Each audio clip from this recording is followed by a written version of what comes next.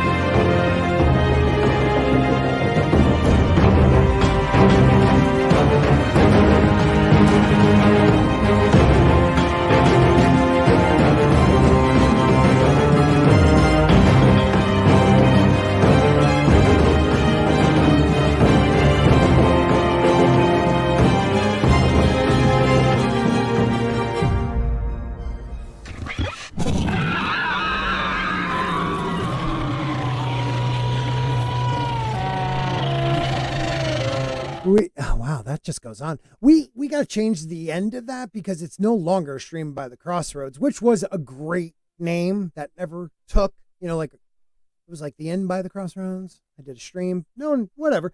It is now a Spork of Ice and Fire. that's what that meant. Yeah, I thought it was something to do with having like problems urinating. there was some bowel issues. Yeah, whatever. Okay, that makes That's way more sense personal. now. I thought I Yeah. told you that in confidence. Whatever. But welcome everybody. It's Monday night, and it is a Spork of Ice and Fire tonight. We do sometimes rotate between a Spork of Ice and Fire and aluminum Spork, depending on the topics we want to talk about. But lately, we've just been doing the Game of Thrones, the Song of Ice and Fire, the House of the Dragon topics. So if you're new here, please subscribe. If you're watching this right now, not many are. But anyways, hit the like button. If you see it later, comment. It helps the channel grow. And if you are watching this on Rumble, please follow us over there because it seems like I'm going backwards on YouTube and growing on Rumble. So thanks. Yeah, I feel you with that one. Oh man, it is terrible. I've lost more, dude. I have literally was like 2 away from 5,500 on YouTube, and now I'm like at 5,466. It's just like negative numbers. It's awesome. But anyways, how about you, Mr. Grant Gregory? How about you? Well, I'm happy to be here. I'm looking forward to discussing, topics and things that I like. I feel like especially the past few weeks, it's always been we don't like this. This is bad. This like Right. let's talk about something that we enjoyed for the Right. most part, anyway. Right. So pretty much we never, we don't talk about anything after season 4 of a Game of Thrones. We actually never really talk about a Game of Thrones, but we do talk the books. We talk about the history, talk about theories, which we're going to go over a couple of the theories tonight. We're going to talk about George and versus AI again, because I find it fascinating that fans are really upset because the fan that did the chat GPT, he literally took down, like it's on the internet. It's never going to be down, but he like took away the chapters because he was named in the lawsuit. Like George is literally suing a dude who just was like, I would love to see the end of a book that's like 12 years in the making. And George is like, well, you can't do that because I'm so busy. I'll never finish the books. I'm working on them daily though. It's like, The problem is the lawsuit's not going to go anywhere with it. But George, I don't know if you know this about George. He has a lot of money. a lot of money. Lot Yeah. of money. Who helped him with that money? The fans. Mason, how are you, my friend? I'm doing right. I'm glad to be here.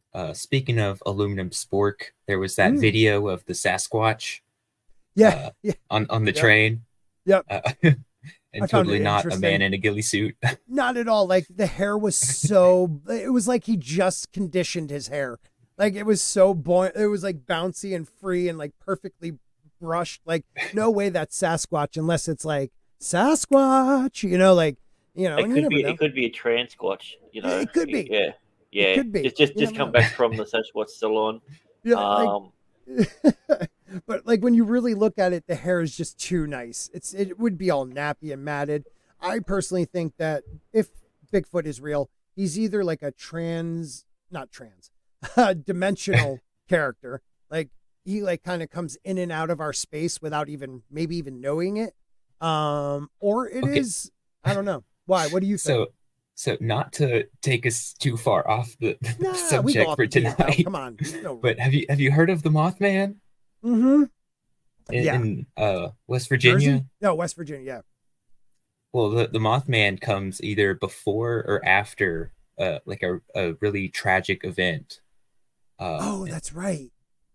That's and right. he just like comes through like dimensionally. It's kind of weird. Do they think he's like causing it, or they think that it's like a moth to a flame. Like he's just going to it because he can sense it. Okay, Dude, so I'm going to take a step in the 'Cause- dark and say we're not talking about the 1960s Batman villain. no. Okay. If you want to watch a great channel about stuff like this, I mean, the dude just blew up and he deserves it. I mean, he's now been around for over a year, I think, easily, but he's like in the millions of followers now. But the Y Files, right? Yeah, I think it's the Y Files. It's one of the best channels. He has Hecklefish, and the dude's awesome. The dude like literally touches on all this stuff and really like reports on it great. Like, he's professional. I would love to have him on one of my shows, just interview the guy because he seems brilliant, but well, and funny, but we'll see. We'll see what we can do then. Yeah, that'd be cool. Him and who was the other person today I wanted to interview? Damn it, I'll let you know because I was like, we could maybe get him. Shout out to Midnight's Edge who had freaking Graham Hancock on. That was awesome. Yeah, so we're gonna aluminum spork another day. And tonight we're gonna still do a Song of Ice and Fire. I'm thinking maybe next week though we need an aluminum spork. So Yeah, maybe that next sounds good. Wednesday. Let's hope that George doesn't drop some massive news this week then. If he does, it's totally spork by the I was about to say spork by the crossroads. How many shows do you have, and how many titles do you have for those said shows? Well, we have Thinking and Talking Random. The show is called Talking Random now on Saturdays, but I think I keep putting Thinking Random in the thumbnail. Yeah, I have issues, dude. I'm trying to that's actually a pretty good name though. A spork in the road, like instead of a fork in the road where it goes off, it's just a spork in the road. Yes, it's more of a rounded trip. You know? Yeah, and it's more multiple choice than just left or right sort of thing. Yeah, that is definitely it. So I've been looking at some of like the Reddit theories that are still around. Like this one's from. It's so crazy. This was edited 9 years ago. Like some of the best fandom theories. Actually, I'll bring it up. I wonder if, like, because it's 9 years old, I didn't want to read it ahead of time. I wonder how many of them maybe have been solved by, like, the stupid show or something like that. That's always a cool thing. I did that back with Lost when Lost was in its final season. Yeah, I went back and looked at all the major fan theories. On Reddit, I think MySpace had a whole heap back then as well. Shout out and to Tom. to see which ones were actually right, and it was quite funny. All the ones that were saying it was like a purgatory sort of scenario and everything. That's like the first that. thing I thought. They were wrong, but season 6 was so. Right. But yeah, it was just really weird. I mean, it was purgatory. Well, no, it wasn't. It was only that last season.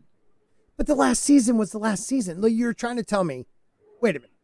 No, the whole show was purgatory. No, because the last season took place in an alternate reality, essentially, where the plane didn't crash. That's how the season started. That's how the season started off. The plane didn't crash, and it was them. It was them realizing that they were actually already dead. Wait a minute. Okay, I can't remember. Go ahead, Mason, because I'm a little shocked. I remember watching it, but I guess my internet just skipped a little bit, and I heard you talking about the final season was in an alternate reality, and I was like, "Oh, okay." Yeah. So like, oh, what happened? And you said the plane crashed, and I was like, "Oh, not at all." Game of Thrones. Not Game of Thrones. Yeah, remember when Jon Snow was the pilot of the airplane? And Yeah. Well, I was thinking like if he died, maybe he went to purgatory, and I was like, okay, that's an interesting take. Well, that would make sense. Like if he's in purgatory and he doesn't kill the Night's King, it was actually Arya. It's like that's his purgatory because it should be Jon. He's not breathing anymore, so his brain isn't getting enough oxygen, and that's why everyone's acting stupid. Yeah, his beautiful redhead's dead. The only person he can bang is his auntie. Like that's definitely like a weird purgatory sort of thing. I mean, if you're on look like that, I don't know. Maybe wrong. Okay. But no, like I always thought, like, I didn't realize it was like an alternate. Dude, I got to rewatch that because I used to love Lost, and I just finally assumed they were like, okay, we have no clue how to end it. Let's just go with the people that thought it was So, because purgatory. remember how they do the dual timelines? Like they do the stuff that's happening on the island at Yeah. the time, and then Right, they do or in the past, in the future. Yeah, the one that was, instead of being a flash forward or a flash backwards, they called it a flash sideways. No, I knew that, but I thought that was just like that was the alternate thing. But like the island itself, like that's purgatory. No, the island itself was a real place. Holy shit. Yeah. But he died on the island. And then all of a sudden the doors opening. They're like, hey, man, we've been waiting for you. Yeah, because he died on Jack died on the island, and Yeah, I assumed the flash sideways was them in purgatory. They all figured out that they had died, and they were all like, "Oh, that's right, I'm dead. I'm all happy about it. Yeah. Oh, let's all go to church and sit and wait for Jack because he's the hero of the story." I forgot. And it opened as it closed, or closed as it opened with the eye. The plane flying over the top, and debris, Yeah. and an eye shot. Oh, Yeah. and the dog. So Yeah. That was a great show, man. It started off so strong. So strong. And what a good show. Anyways, it just Lost. Like, they should thank Game of Thrones because, like, Lost was, like, the worst, like, something that could have been great and ended like really not that good. Like, it is miles and heaps better than what we got in season 8 of Game of Thrones. So, yeah, see, I'm with you. I thought the whole thing was purgatory. Well, no. You know what? Starting in December, we're gonna do a Lost rewatch. Maybe we should do that, like a Lost rewatch series, and just watch like an episode or two a week and talk about it. Unlike the OC.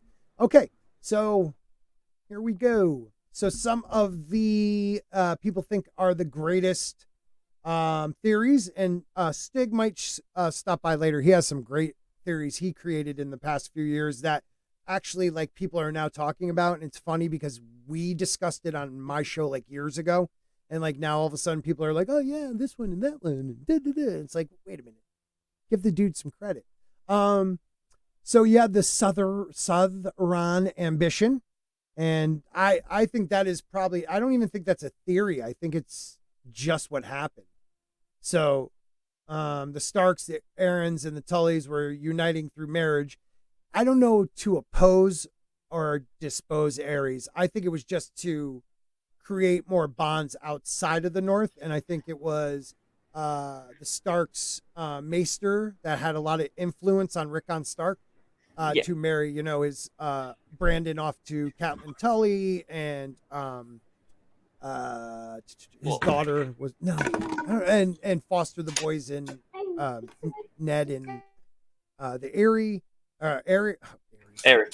Thank you. But yeah, that's I wouldn't even call that a theory because that's what they did to strengthen their house. That's what a normal thing. But I think the theory part is to depose Ares. Just because they stood up against him doesn't mean that they conspired the whole time to do that. That could just be circumstance. And welcome, Stig, to the show. Stig, how are you, my man? I'm quite well. Hope everyone on the panel are well. And the chat. I think we are doing well, and it's nice to have you here in the chat. Welcome, Stig, to the house. It's a question for you, Stig. The Southern ambition, where Rickon Stark wanted to spread out his reach and allies to people outside of the North. And it's obvious because most Stark lords married their kids off to like the houses that were, their allies in the North. But he decided to move to the Tullys of Riverland, maybe even with Ned all the way down to Starfall, fostering his son with, Robert Baratheon in the Eyrie, like things like that. Yeah. Child exchange programs. Right. But do you think it was to oppose or dethrone Ares? I don't know if I can go that far. No, I think maybe it's in preparation for something that comes later, as well as it being a tradition. That's what I think. But haven't thought too much about this though. Right. I You tend to had- focus more on the north. Well, I was Yeah. just about to ask you about that. But before we do, you were going to say something, Grant? Yeah, well, there's nothing out untoward about strengthening your house on the event that something does happen. I mean, most of them did that, and I just Right. think that's what it was. It just happened to be this was the thing. Right. And it's also he was strengthening the two regions near him. Like if the north is massive. You know, it's as big as all of the rest of Westeros put in it. It's like Alaska to America. But the thing is that It only takes a day to walk across it. yeah, just Most depending people. on who's Littlefinger's spaceship. But like, you know, the Erie is to the, if you're looking at the map, it's to the east of the north once you pass the neck. And then the Riverlands is like to the southwest. So it was smart of them to try to grow relationships with those groups just in case something happened. You know, you never know if Rickon knew, you know, had a feeling of the others are coming. You know, you never knew what Rickon Stark knew because we don't know a lot about him. Also, if you spread them out like that, it's easier to avoid inbreeding That's eventually. Because if you only marry other northern houses, eventually it's going to get bundled up, the bloodlines. Right. And, you know, I don't know if, you know, people still believed in it at the time, but the idea that marrying into the Stark bloodline may give your offspring the chance to be wargs. I know that wasn't because it skipped a few generations of Starks, at least them knowing that they were wargs. Hello, Miss. Oh, sorry about that. Hello, Miss Martin Muses. How are you? Why, hello there. I'm back from a gig. Yeah, I know. How did that go? I brought the red woman with me. Why, hello, O King of the North. There you Hi. go. Oh, this is nice. I'm glad to have you guys back on. It's awesome. It feels good. Feels good. We were just talking about the Southern ambition, the idea that Rickon Stark was marrying his kids and sending them outside of the North to the South to foster, you know, I don't know, relationships and actual marriages with other regions like Riverland and the Erie. But the theory goes that he was doing that because they were thinking of opposing Aerys, the Mad King. I never thought of it that way because I don't think it took a while before everyone knew how crazy Aerys, the Mad King really was. So Plus, I don't. you know, they probably did it before Aerys was even king. It was damn close. You're right about that. Yeah. It was close because they were young kid. I mean, Ned was maybe 8, 9 when he went to the Erie. Yeah, and they probably did it for generations before that too. Not outside of the North. Oh, That's why they it was didn't? that's why it was such a big deal. Usually the Starks would, it would be somewhat like a Manderley or a Bolton. Well, not a Bolton, but Well, sometimes. In A that Bolton? case, maybe they were trying to,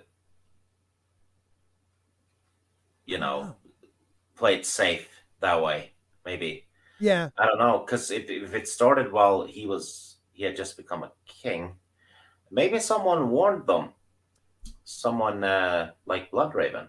It could have been, or even if you go the opposite way, it could have been someone like, Rhaegar was older than, Ned and all those guys. You never know if someone of his camp. Well, I don't know, Teresa, what do you think? I don't know. I think this one's pretty daggone far-fetched. Yeah. Because just like what we were saying is like they would have to have had like psychic powers to have put this all together. Well, I mean, they have- unless they knew the prophecy too. I mean, everyone. I think you just They have a answered that. link, though. Yeah, I was just about to say you Because- just answered Stig's thing. I mean, you're right. Yeah, because Bloodraven was at the wall and later in the cave, and it's fairly obvious he has been communicating with Maester Aemon Yes, something to that effect. at Castle Black. Mm-hmm. and I always thought it was odd that he was there to begin with. Right. And we know that Mormont and Benjen were in communication with Ned. Yes. So I'm thinking Bloodraven's been communicating with Aemon, who's been communicating with Benjen and Mormont, and then Ned. And I think this has gone on before Ned was even the ruler Going to be Lord. Right. Yeah. I think it, and maybe the Mad King found out about it, so he was right to call Ned's dad a traitor. Yeah. Yeah. And you know, it's maybe it was what about I don't know. It opened the door for him to get rid of him, you know, when Brandon maybe. went down there. Maybe. Or maybe it's nothing. Yeah. Yeah. Well, I guess what I'm thinking of is I know Ned. You know, was Ned in on it? Like, because this doesn't seem like something that he would have been. Yeah. So if not to that extent, you know. Yeah. Because I'm sorry. It just doesn't seem like in his character. Again, the way it all went down with the Mad King, it was almost like there was no choice but to move forward as they did. Also, Ned resented what happened with the Mad King, how he got killed. Yep. Yeah, he hated Jaime for it, called him the Kingslayer for the rest of his life. And don't forget, Ned, it was Jon Arryn who first raised his flag in rebellion after Rickon and Brandon were killed and the other lords. House Arryn has a weirdwood throne. Yeah, I think that's a big deal. I think that's a very big deal. I think Sweet Robin has been getting... He could have been communicating with Bloodraven through it. Yep. Yeah, it wouldn't be mentioned in as much detail if it didn't mean something. Right. And I think messages have been sent to Sweet Robin because he just has that weird thing about him. I don't know. He definitely looks like he's touched. Yeah. But going back to the older version in the series didn't. He looked different. Yeah. You know, it is interesting because there is a part in, I forget which book exactly, but oh god, I always forget her name when I need it. She is a lady. She is one of the Bolton's allies, an older woman who freaking hated Ned Stark because she felt like he got her husband killed at the Tower of Joy, and didn't return his bones, and she never forgave him for that. Oh, what's her name? Lady Dustin? Is it Lady Dustin? She's the one that it's Lady Dustin, I think. But Mason, right? She's the one that tells us all about the Southern Ambition and how much Rickon Stark's Maester was involved in it. And that really started people to believe in the Maester's conspiracy also, which I think is a valid conspiracy also because Maesters are nameless. None of them, we know none of their last names, but yet you can have, you know, a Targaryen in the same house of the Starks while they're talking bad about Targaryens. You know, they're also the ones who write and read for most of the lords because many lords don't know how to write and read. So they're sending messages really between each other. So a lot of people believe that the Maesters were the ones always, like, once they got rid of the actual dragons, they were trying to manipulate these lords and getting rid of the Targaryens completely. And I always found that interesting. Plus, the Maesters are basically the Vatican. And they meddle. Yeah. I always thought that too. A lot of people said, no, that's the faith. But I'm like, you know what? I still feel like the Maesters have that, like, not, maybe it's not religion, but they have that, you know, hierarchy like the Vatican has. You know, you have the high Maester or whatever, Grand Maester, and you had different levels like cardinals and stuff almost. So I always thought they're both under the high towers, like the Citadel and the what do you call it? The Faith of the Seven. Yeah, they have a big building in Old Town. Yep. Yeah, there's definitely a little thing going on there. Yeah. The human hierarchy part of it, for sure. And well, and their cloaks, their clothing, it's very, I think, like Dominican. And the way they're scholars, definitely. Yeah, like Acquaintance and things like that. Yeah, they're like scholars. Was Acquaintance a scholar? I might be wrong on that. But Thomas Aquinas, yeah, he was a Yes. Dominican. Yes. yes, okay. It's kind of switched though. It's like the religious people in this one is the opposite almost of our traditional church, because these seem to focus more on science, Right. right? Mm-hmm. And anyone who goes against that is kind of a heretic. It's like the exact opposite. Are you saying Yeah. the science is settled? Trust the science. Yeah. Oh my god, that's where it Follow started. the science. Yeah, Oh my trust god. the maesters. That's so crazy. You're right though. Trust Yeah. the maesters. Meister Ouchie. You're right, but they like you know, some of the maesters hide their beliefs of like the arcane arts, you know, because they're scared they will be belittled and even like attacked, like, you know, their character attacked if they talk about it. So you're right about that.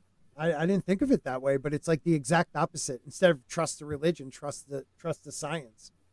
Holy cow. That's a good one. All hail science. Yeah, all hail science. Are they going to have something that rhymes with a mab? See, look, I'm trying not to get you demonetized. So, thank you. You're like the only one. Thank you. Most people say whatever they want. I'm like, whatever. It doesn't matter. So about that war going on. Oh, no. Let's really get into that one. I actually wanted to talk about, Stig, you always send me some great stuff on DMs about theories you have going on. And I still love the cold hands one, like the stuff you're thinking about with cold hands. What was the one you just recently sent me? Oh, well, it was Cold Hands. Yep. Because we know Cold Hands has been inside Bloodraven's cave, because he describes the interior of the cave to Bran. Mm-hmm. Right? Yep. And the cave is warded, so he can't go in. So he must have been there when he was alive, Right. or before it was warded. And we know Cold Hands was killed a long time ago. That's what the Children of the Forest say. And he speaks that ancient language Right. when he kills that animal. Right. He speaks So like the old most tongue. likely he died a long time ago. Well, right? Stig, if you think about it, to a child of the forest, what is a long time ago? Yeah, 'Cause exactly. They live very long lives. So, Which tells us that he was there before Bloodraven. Because Bloodraven hasn't been there that long. It's like 100 years or something. yeah, I would. Yeah. Yeah. So the cave has been warded recently against the undead. Oh. But before that, it wasn't. No, because That makes okay. Cold Hands has been inside it. Yeah. So it must have been warded recently.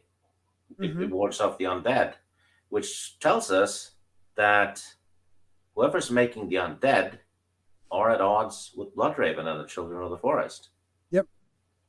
And it's a recent thing too. Like they've been asleep for a very long time, and now they're waking. Yeah, So which means the ward came up fairly recent. Yes. Probably when the White Walkers showed up. Yep. Which means Bloodraven is not the Great Other. I agree with you on that. The Great Other is someone else. And I'd say that pretty much confirms it, though. Yes, I agree You with know? you 100% now. That It's- makes so much sense. George Martin made a point out of having Bloodraven describe the interior of that cave. Cold hands. If it's been, yeah, sorry. Oh, So no worries. if it's been dead for a long time, Yeah, and he knows it. Then it had to come up recently. That makes a lot of sense. You know, I've been, and I'm still one of the. Everyone else has passed this one away. I don't know why other theorists, like I brought it up recently on somebody's chat. You know, one of the history guys, and they kind of laughed it off. But I still believe Bran's dreams, Bloodraven came only as a weirwood tree. In the dreams, the three-eyed crow was the agent of the Great Other. And Yeah. the three-eyed crow is definitely not Bloodraven. No. I also think that Cold Hands is the last hero because old Nan starts to tell Bran about a story about the last hero, Right. but Bran doesn't want to hear about it. Right. So Or we doesn't, or estab- Rob interrupts it, or something yeah, like that. yeah, Right? so something like that. But Bloodraven, sorry, for fuck's sake, Cold Hands is tied to Bran Yes. in the story, and Bran missed out on information right there. And we know that the last hero was killed by the White Walkers. Yep. Yeah, or rather, And his whole group too. Yeah, or rather, the last they saw of him was the White Walkers chasing him. Yeah. And then when Leaf says that they killed him a long time ago, she's talking about the White Walkers. She does say they killed him. Yes. And it's not the wildlings, is it? It's No. the White Walkers. So it also fits with him knowing the old language, and he has that old Night's Watch outfit, the armor. Yes. Yeah. And he was known for saving children a lot as well, so that kind of does fit too. Yeah. Yeah. Yeah, I didn't even think of that. Pretty sure the last hero is Cold Hands, who behaves like a hero. Yeah. Really. Yeah. I mean, he saves them, and he keeps saving them. Yeah. Wow, that's really good. I like that. So I feel confident in that one, Yeah. But like I said about the cave being warded, that one, I think That's big, man. I think that confirms that. So he's Azor High? Well, no, Azor Ahai is different than it. The stories are different. The Last Hero is a separate character than Azor Ahai. A lot of people want to think they're the same character but told by different cultures. But we've discussed this many times. Azor Ahai is definitely different than who the Last Hero was, because the Last Hero's sword was broken when he went after the others. Azor Ahai, his turned to flame after he killed Nissa. So it's a different story altogether. I don't know why. I always thought they were the same. Everybody does. As soon as you're saying it now, I mean, I guess it kind of makes sense, but because they make you try to think it's the same story, just different cultures telling it in different ways. But the truth of the matter is the stories are too far apart. The Last Hero had a group of people with him, including like a wolf, his wolf or dog or something like that. And they all died before he did. And we don't know if he died. We just know he was taking on the others with a broken sword. Now, Azor Ahai, on the other hand, we know ended the Long Night. We're told he definitely ended the Long Night with his flaming Lightbringer. But the Last Hero is a different story. And there's another one. Dude, I don't know why. I thought the sword broke, and then the sword turned to fire. Where from there?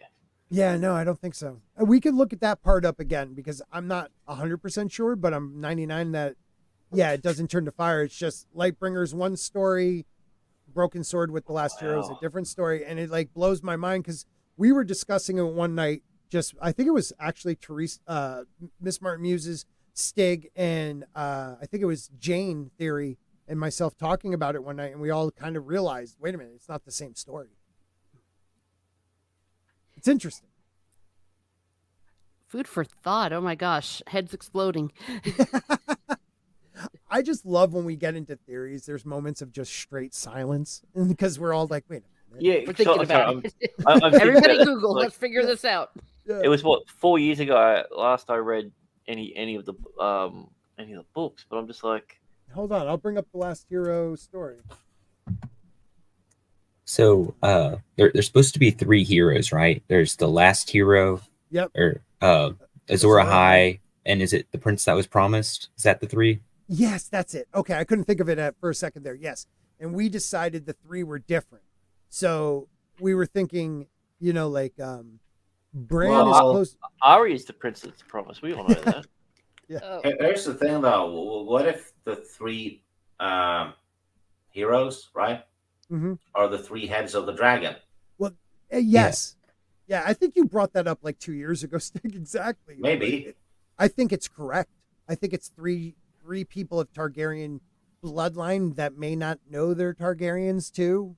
You know, So Tyrion. definitely. I'm thinking John. You know, John's the last hero, or the prince. It's really hard because the prince that's promised could be a princess or a prince because it's Valerian. So I think that it's could be- Jamie's one of them. Amy. yeah. That's Sneak's theory. So okay, so yeah, Jamie could be the last hero, or Azor. A lot of people want him to be Azor Ahai. I know that, but you could have So- Jamie. Yep. So do you guys think that John's Azor Ahai dream is supposed to be him dreaming, or do you think that's Bloodraven thinking that he is Azor Ahai? Hmm. Is it like a red herring? It could be Or a is red it- herring. Or is it But- foreshadowing? So he could be because he see the cool thing about John is he's of the first men and of Targaryen, so he could be the last hero, or he could be Azor Ahai, or he could be the prince that was promised. Like he fits all three. I did tell you about the Lightbringer thing, right? It was With, so long ago, but yeah, please. Well, If you can. basically, Jon Snow is Lord Commander number 998, which isn't true because they've stricken Bloodraven Right. from the list. So he's number 999. Inverted, you get 666. Lucifer means Nightbringer. Yep. Mm. I love that, and it makes sense too. It Yeah, would make sense and as well I- in a dream as well, because in dream numbers and letters are upside down and back to front. Right. Yeah, and I think there's a reason why Martin put that exact number. Yeah. And then I have always- that little red herring for us to forget about it because of Bloodraven. Right. See, the thing about the three heroes, I always took that as the equivalent of the one person, as in like the three, you know, the Father, Son, the Holy Spirit type Right. analogy, because he has a lot of Christian and religious things all thrown in there. Yeah. So now that you're saying that they are definitely three different people. Not definite, but I believe they're three different people. And it's No. funny, real quick, a wiki has changed in the last few years because it never says it is unknown if they're connected. Before, it never said that. Yeah, it actually never did because I remember you had it up when Yep. you and me and Jane and some other people were. Yep. That- Because I think we did a stream dedicated to this. Yes, I believe so too. I'll have to look back, but it's something to that effect. But I'm sorry, Grant, what were you going to finish with that? Oh no, I was just saying like it makes sense that it's that one, but with you saying that it's definitely three people, like your theory that it is. Yeah. I'm trying to find something to poke a hole in it, and I can't just yet. So I Right. don't. Yeah, it's at the moment I don't I see it being very plausible, Well, which I never thought. people always connected him because that's how kind of George allows it to come across. But because he also throws out like other random stories that talk about like the long night. And I can't think of them off the top of my head, but there are different cultures in Essos that have different heroes.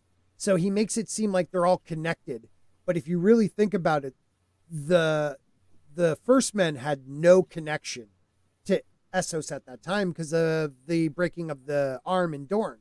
So they were unless dragons, which there were in Westeros, and they were said to be bigger. They were able to ride dragons, which we don't know. There was no connection. So their last hero was somebody completely different. And their last hero kind of looks more like Jon because it's the group of friends Jon has around him with Ghost kind of line up with what the last hero had around him. I'll read his story real quick because it's not a long one usually. Oh, here we go. Oh, Nan.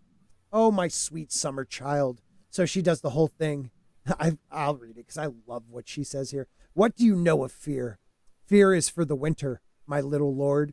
When the snow falls 100 feet deep and the ice wind comes howling out of the north, when the sun hides its face for years at a time, and little children are born and live and die all in darkness, while the dire wolves grow gaunt and hungry, and the white walkers move through the woods. the others. Thousands and thousands of years ago, a winter fell that was cold and hard and endless beyond all memory of men. There came a night that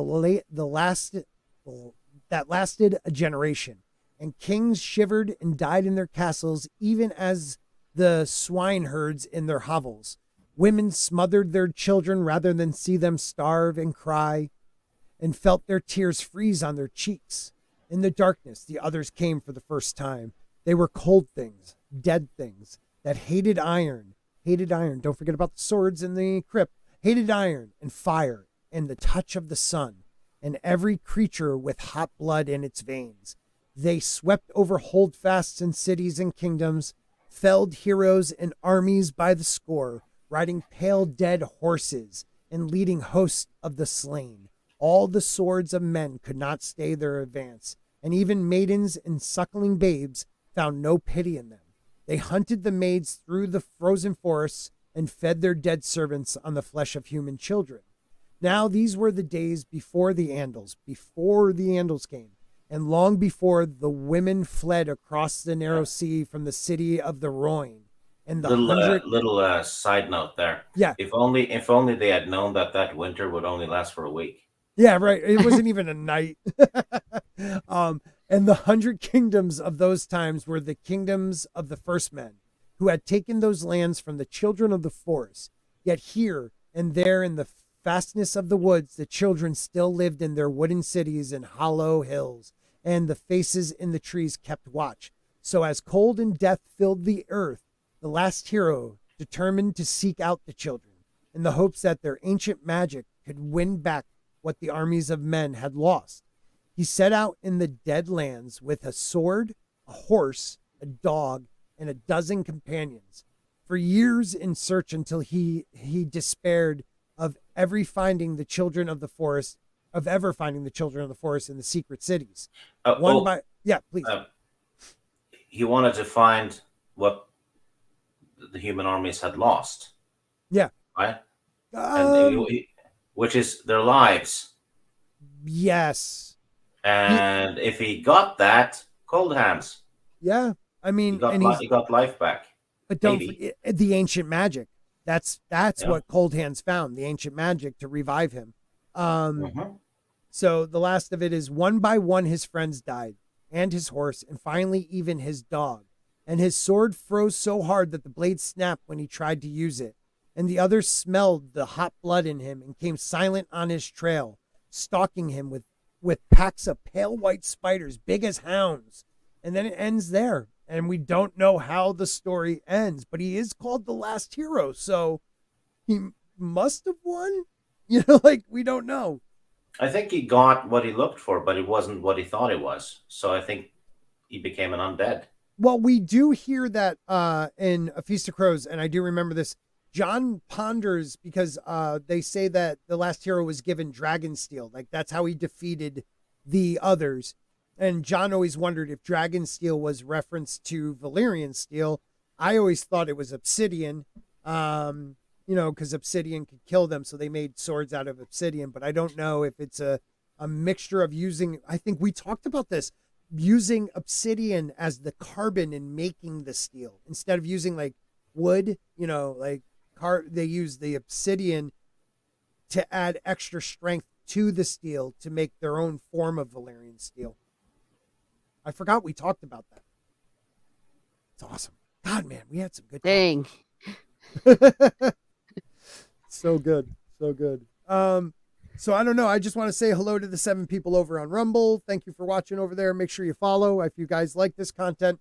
But yeah, I love the story of The Last Hero, because it is definitely different than Azor Ahai. I think this book series is at its best with all the mysteries. Yes. Mm-hmm. And you should have been around when the Wheel of Time books were having their heyday, because they have the same sort of stuff. Yeah, I wish I got into that back then, because I remember friends reading them. I just never really liked to read that much. But it's not as gritty though. But no, still definitely same genre. Yeah, it's an interesting idea too. I like how the breaking of the world and stuff. But I like where we get to the Azor Ahai page, and this is what I was talking about. In some other cultures, this same warrior, Azor Ahai, was called Hyrkun the Hero, Yintar, Nephirin, and Eldrick Shadowcash Chaser.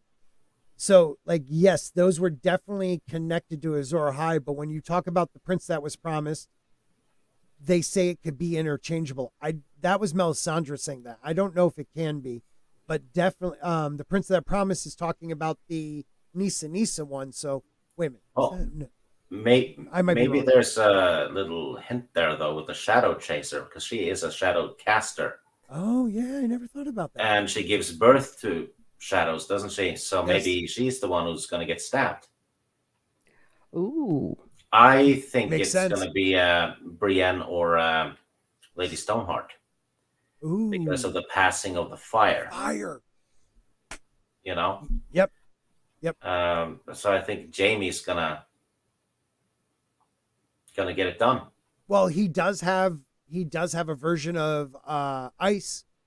Yeah. The legendary Stark sword. He's carrying what was it broken So, down to? Oh, Fire and ice.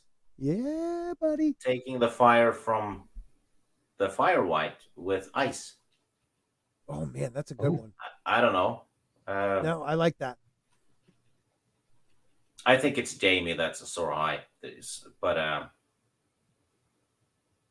might be wrong. That would be so badass and so much better than him just going back to his sister and having a brick fall on his head. Yeah. Even if he goes back, a brick fell from the roof. Yeah. From a room that had collapsed earlier. Yeah. Like totally. And like there was so many spaces where the bricks didn't hit. Like they just stood there and were like, oh wow, we can't walk 3 feet to the right.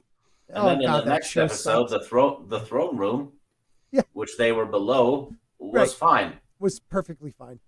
Yep. That's such a terrible one.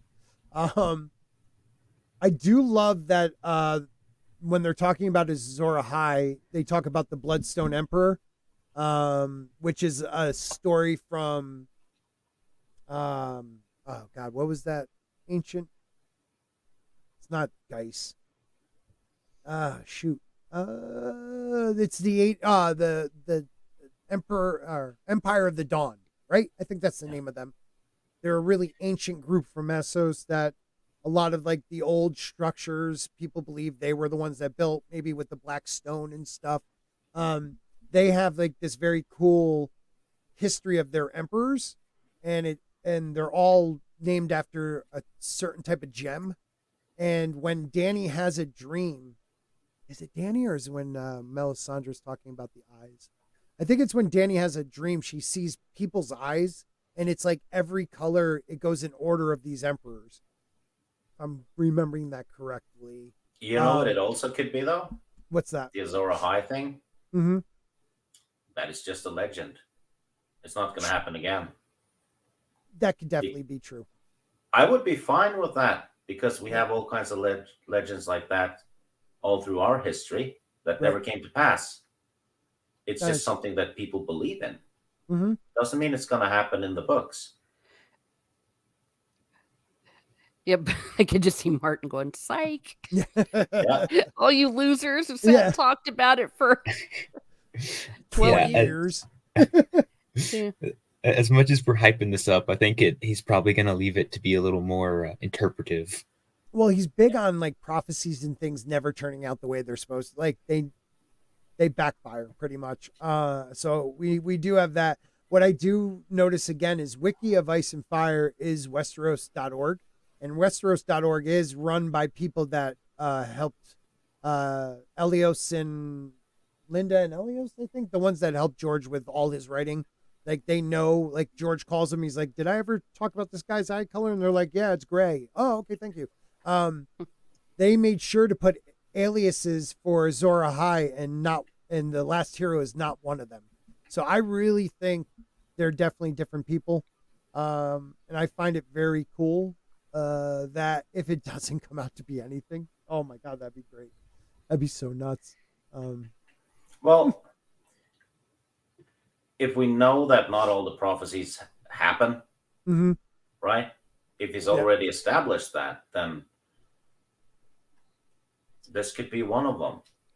And to Definitely. be fair, it would be silly if every one of the prophecies paid off. That Right. there was no prophecy was ever bullshit. Right. But most of the other things everyone said was bullshit. You know, Right. because I they mean- lie all the time, right? Right. And like things that people forgot, I find interesting. Like there's always has to be a Stark in Winterfell. Why? And I feel like that is something we'll get an answer to. Like there's a reason there has to be a Stark. And now that there isn't a Stark at the moment in Winterfell because of the Boltons, like we may find out why that was always a term that had to happen.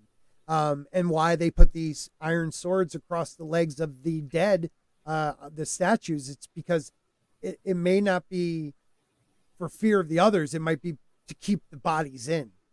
We've talked about that before too. It's like they put the iron swords over because if the dead rise, they can't rise past the iron sword. There's some cool stuff I hope we find out.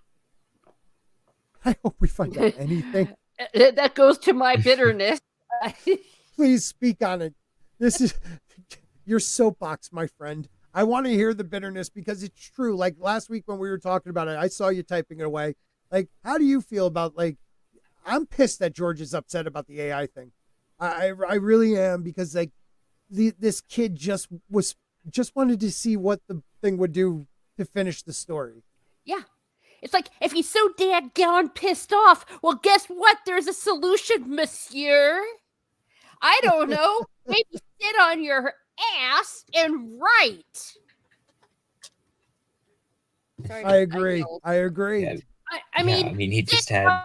on your big, artery-filled fat ass or whatever it is. I mean, I'm sorry. I don't like calling people fat. But you know what?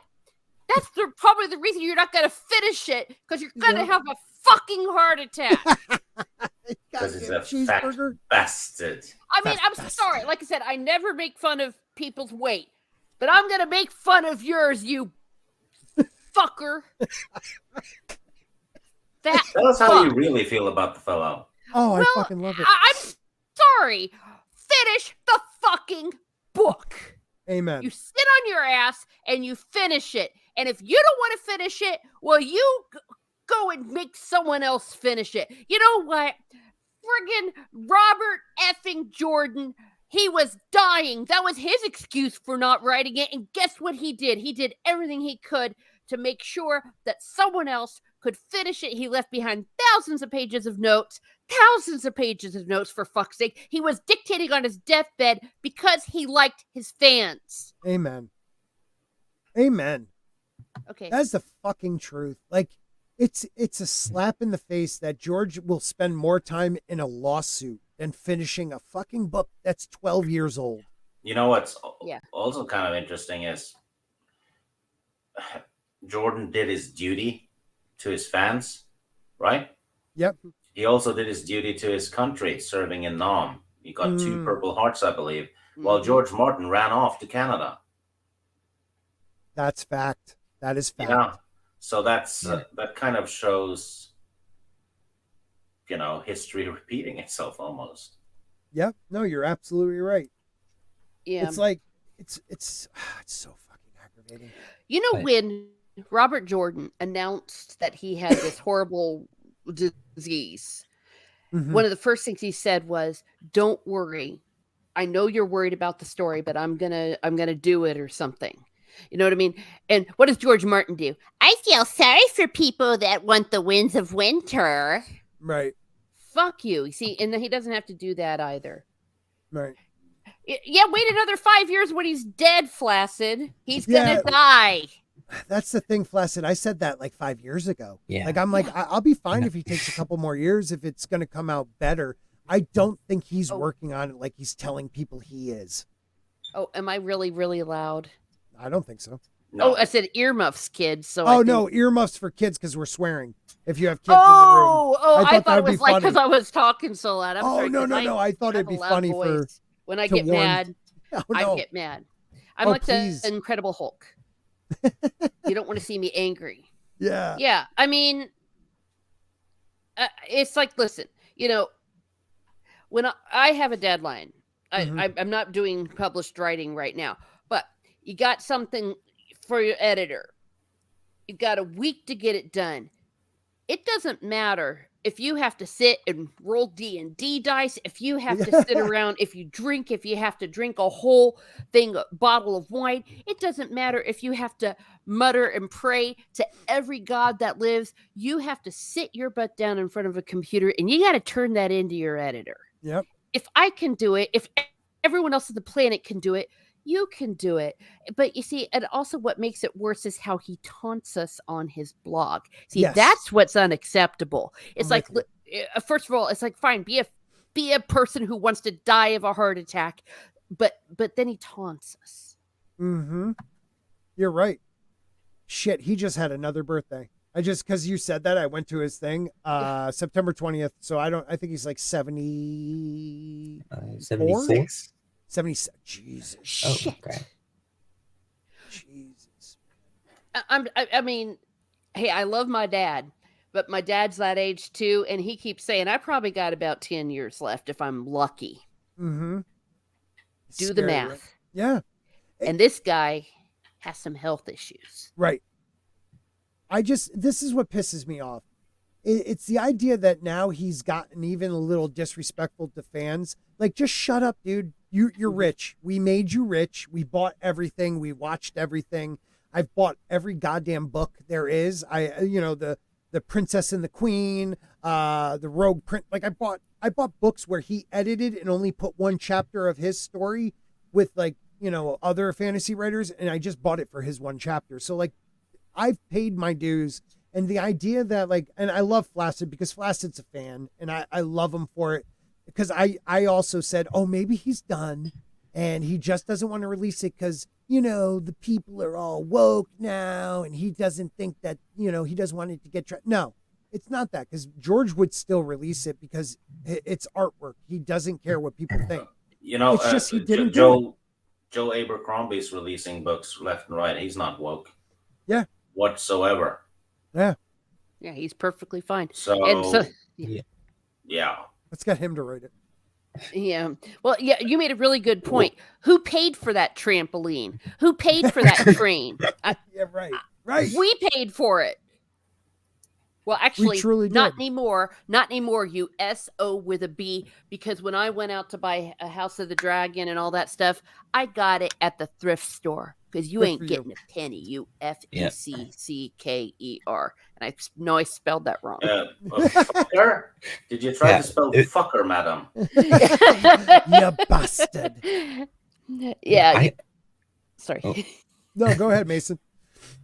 So I started reading the books because he was saying that he was like very close to finishing and it's going to come out super, super soon. Like right after Game of Thrones ended, he started hyping up like how much he was dedicated to Winds of Winter. And yeah, wasn't he like Dream of 3/4 of the way done?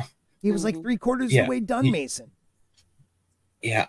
And here we are. I've gone through every book out and nothing. Nothing.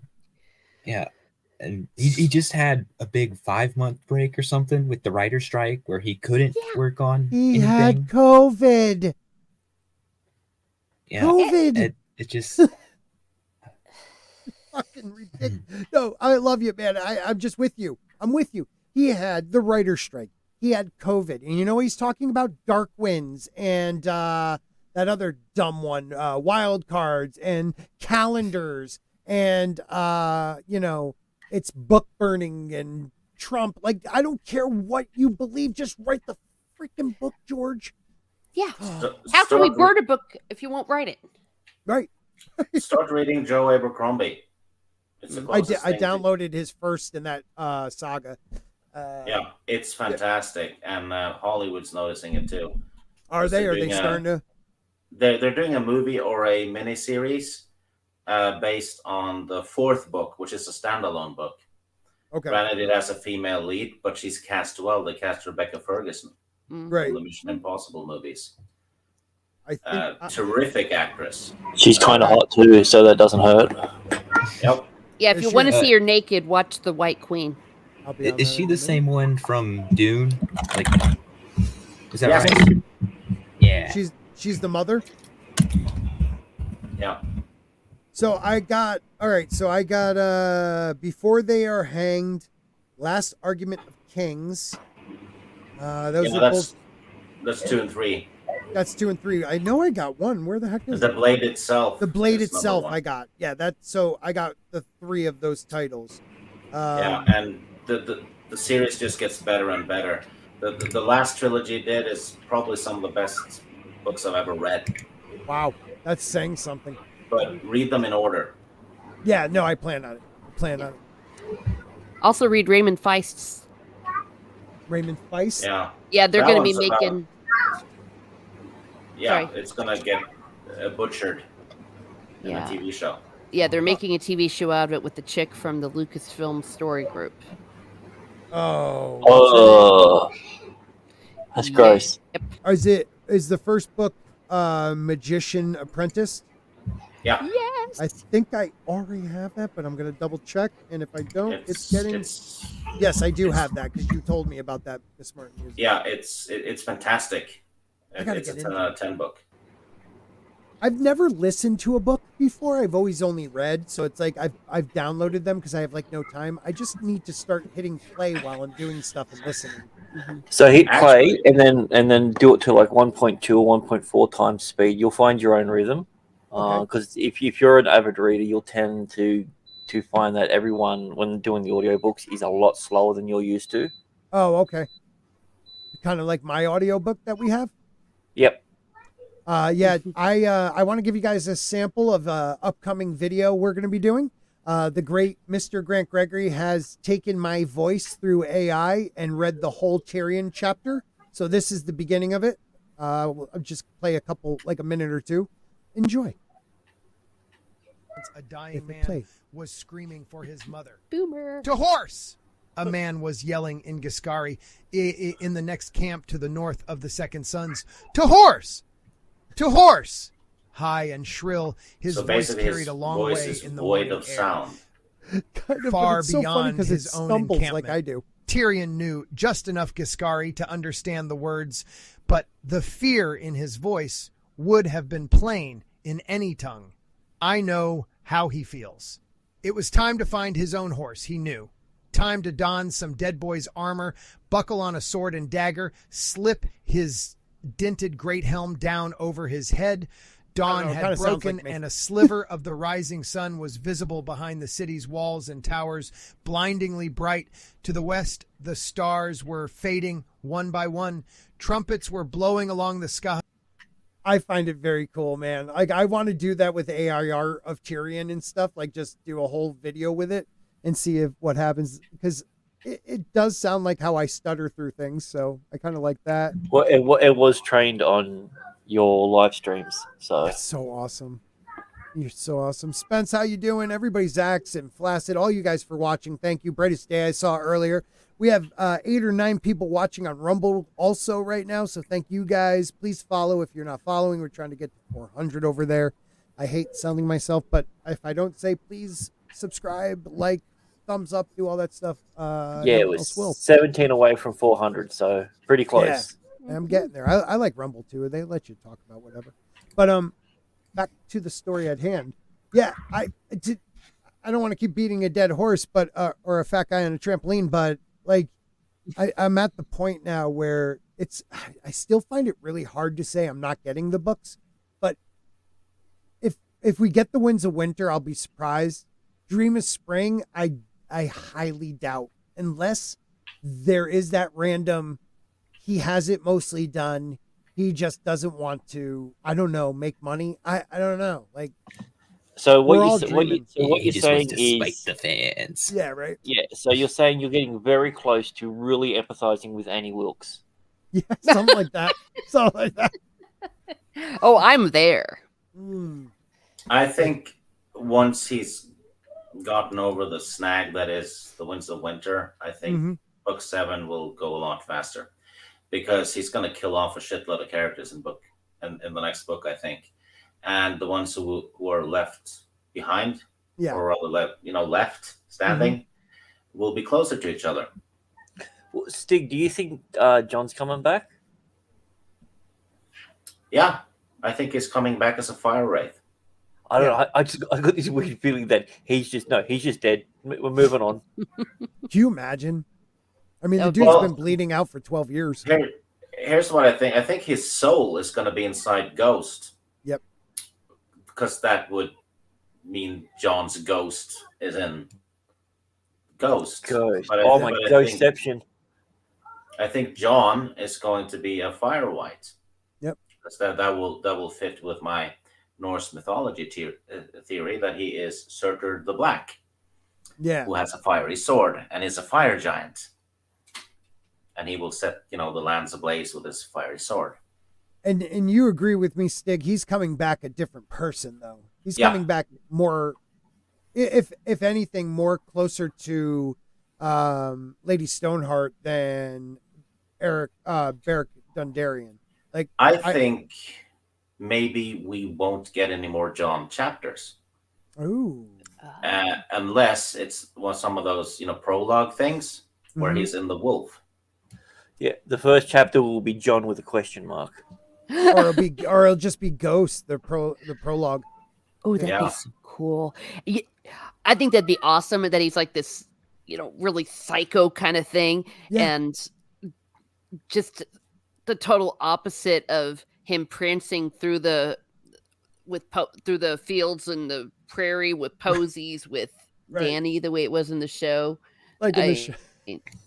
Well, they weren't Teresa- prancing through the prairie, whatever they were. The close enough. They literally, the dude came back from the dead, and they talked about it in that one episode, and then it was nothing. Yeah. It's like, oh, well, I'm back.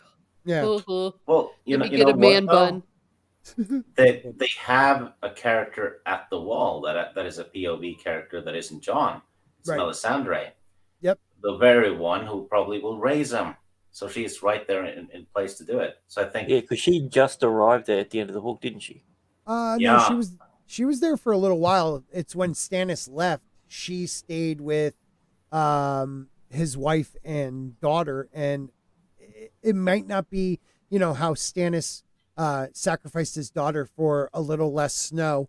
It might be she's being sacrificed for Jon Snow without Well, I mean- Stannis's approval. by Melisandre. Oh, so either way, sacrifice for snow still counts. You like that? I like it.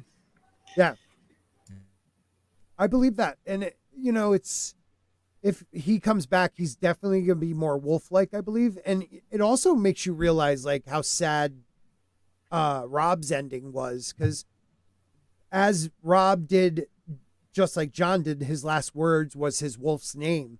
So a lot of people believe that, Rob jumped into Grey Wind and then was then killed again.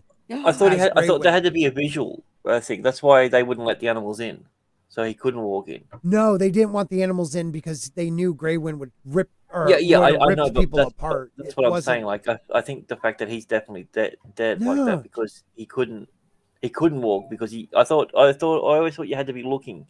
No, look at look at what's her name? Arya jumps into her dire wolf, and they're on two different continents. Oh yeah, You So- know what though? I thought that was a dream though. The fire whites tend to be very focused on what they were focused on before they died, right? So Stoneheart's obsessed with revenge because that was what was on her mind when she got killed, right? So it gets amplified. Well, Jon Snow was killed as an act of betrayal, so he might be obsessed with rectifying betrayals.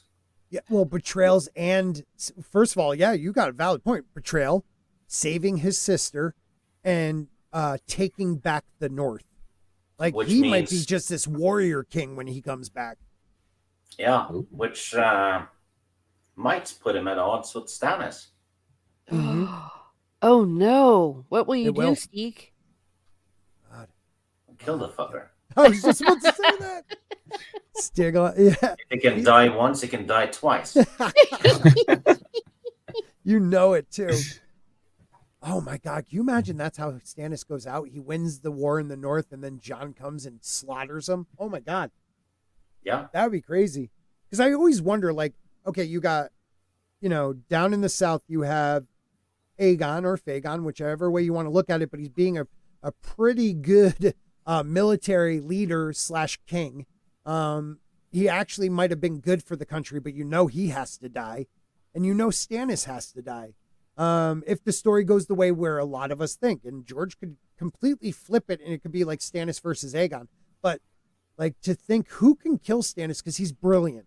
I mean, the show didn't give him enough credit. Oh, he's not going to lose a battle. I think if he goes, yeah, it's going to be through betrayal, something like that, right? Probably assassination, right? Or like someone's letting gonna Jon turn in, on. thinking Jon's coming to join him, and then Jon just slaughters him. No. Theon stabs him, You think?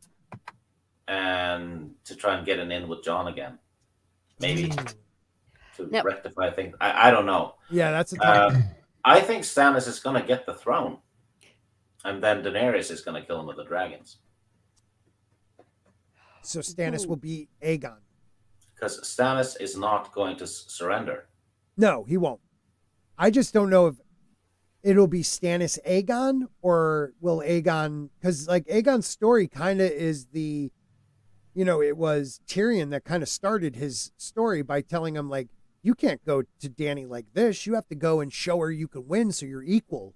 But Dany will take it as he's stealing my land. He's stealing my crown. Almost like we talked about Stig. She's a fire white going into the pyre and coming out. And what was she thinking about? Yeah. She was thinking about winning the crown, going back to Westeros. Yeah, and freeing slaves, and she's doing that all the time. Yep. So I'm convinced that she is a fire white, and that Yeah, she happened died. on that fire. I think so. Yeah, that's the only thing that makes that whole sequence make sense. But you know Yeah. what really just blew my mind, Steve, when you were saying, and then he's going to have to stand off with Dany. Maybe, just maybe, he wins the throne and he's triumphant at the end. Why do we assume he's going to die? Right. I mean, Wouldn't that the way be awesome? that'd be epic. It would be epic.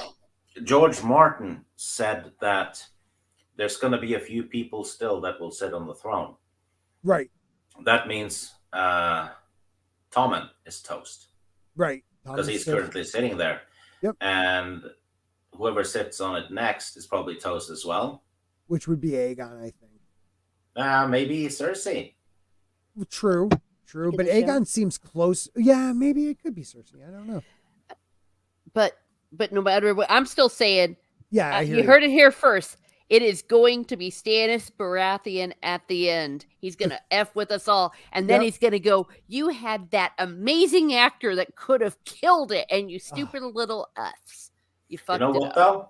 Out of all the characters, the one who has a story that's closest to the hero's journey is actually Stannis. Yeah, you got a valid point there, man. Yeah, so you all heard Miss Martin Muses come back here in 25 years, and Yeah. when he releases a sample chapter. Right. Yeah. I'll be in the retirement home by then. Right. Oh, God. Hello, Marby. What's up, Sonny? Yeah. Well, Morby has a good point, because Stannis' only weakness is that he does not have trust. People Right. distrust him.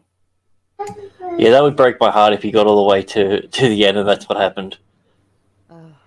Like the last chapter was him getting killed off just before he Right. could do it. Oh, Or it'll be him with no one else around him. Like like his whole family is gone and it's just him.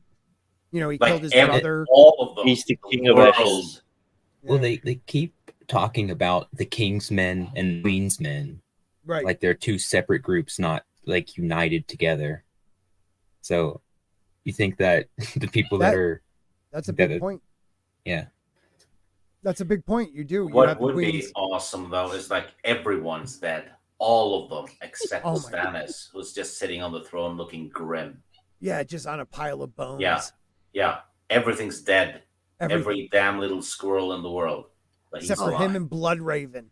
Bloodraven's Yeah. still Yeah. alive. But that would be awesome then, because then people would like leave him alone. I would love that. Yeah, Just to have so some peace great. and quiet.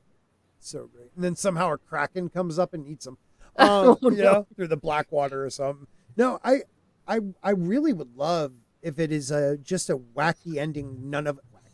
A wacky ending none of us thought of. You know, like Marby keeps saying John is my hero. John, no Stannis allowed.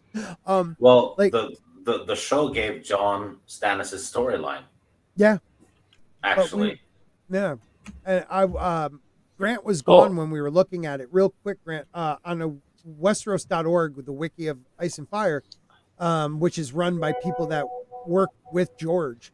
They where when you look at Azor Ahai, the aliases for Azor Ahai, there's like 6 of them, but not one of them is the last hero. So who's to say? okay. Who's Yeah. to say Stannis isn't the last hero? And you know, maybe John is Azor Ahai, comes back a Firewhite, and Dany's the princess that was promised, but you know, the last hero, who we don't really know how it ended, but the last hero is Stannis. I just had a theory about Yes, that. Targaryen. Something. Remember how the last hero's sword broke? Yes, Well, we're told that Stannis is yes, his hard iron, and iron will break. yes. So Yep. maybe there's Well, and Might he also be. has the fake Lightbringer, so seeing that one crack and break, you know, like I could see him being the last hero, like standing by himself at the end, surrounded, ready to fight, and maybe somehow getting one of the pieces of Oh. ice. well. Tywin said that Stannis will fight to the bitter end and then some. Right. Right. But and don't forget, ice. You know, you have Oathbreaker with Jamie, but if he does get to the Iron Throne, wasn't what's his name buried with Widowmaker, which is a part of ice. Joffrey was buried, I believe, with Widowmaker, which is a piece of ice. Now, who's to say Stannis doesn't use that at the end and become the last hero? Because we are told at one point the last hero got dragon steel, which a lot of people think may be a form of, you know, proto Valerian steel. So I don't know. You mean Joffrey's sword? Yeah, Joffrey's sword. Yeah, that's the Widow's Wail. Widow's Wail. I'm sorry. I thought it was Widow's Maker. Yeah, Widow's Wail.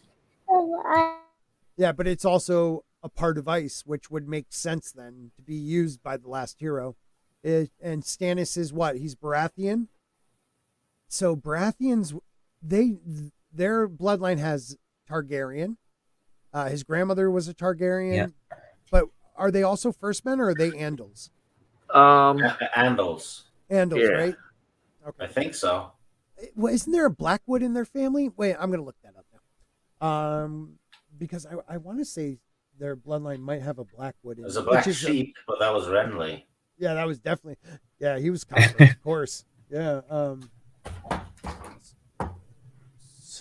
Yeah, I love when we do this, man. We could talk about this stuff for hours. I don't even care if we were actually I love that we're streaming and people are joining us in the chat, but I could sit here backstage and talk about this stuff for hours with you guys. Westeros. And there it is. All right, so let's see what these guys were made of. Stannis Baratheon. So let's look at his family tree. So he was. See, they're just talking about that. I would love to know what his family line is. Early years. Okay, so Stannis was the second son of Lady Cassian Easterman. So where are the Eastermans from?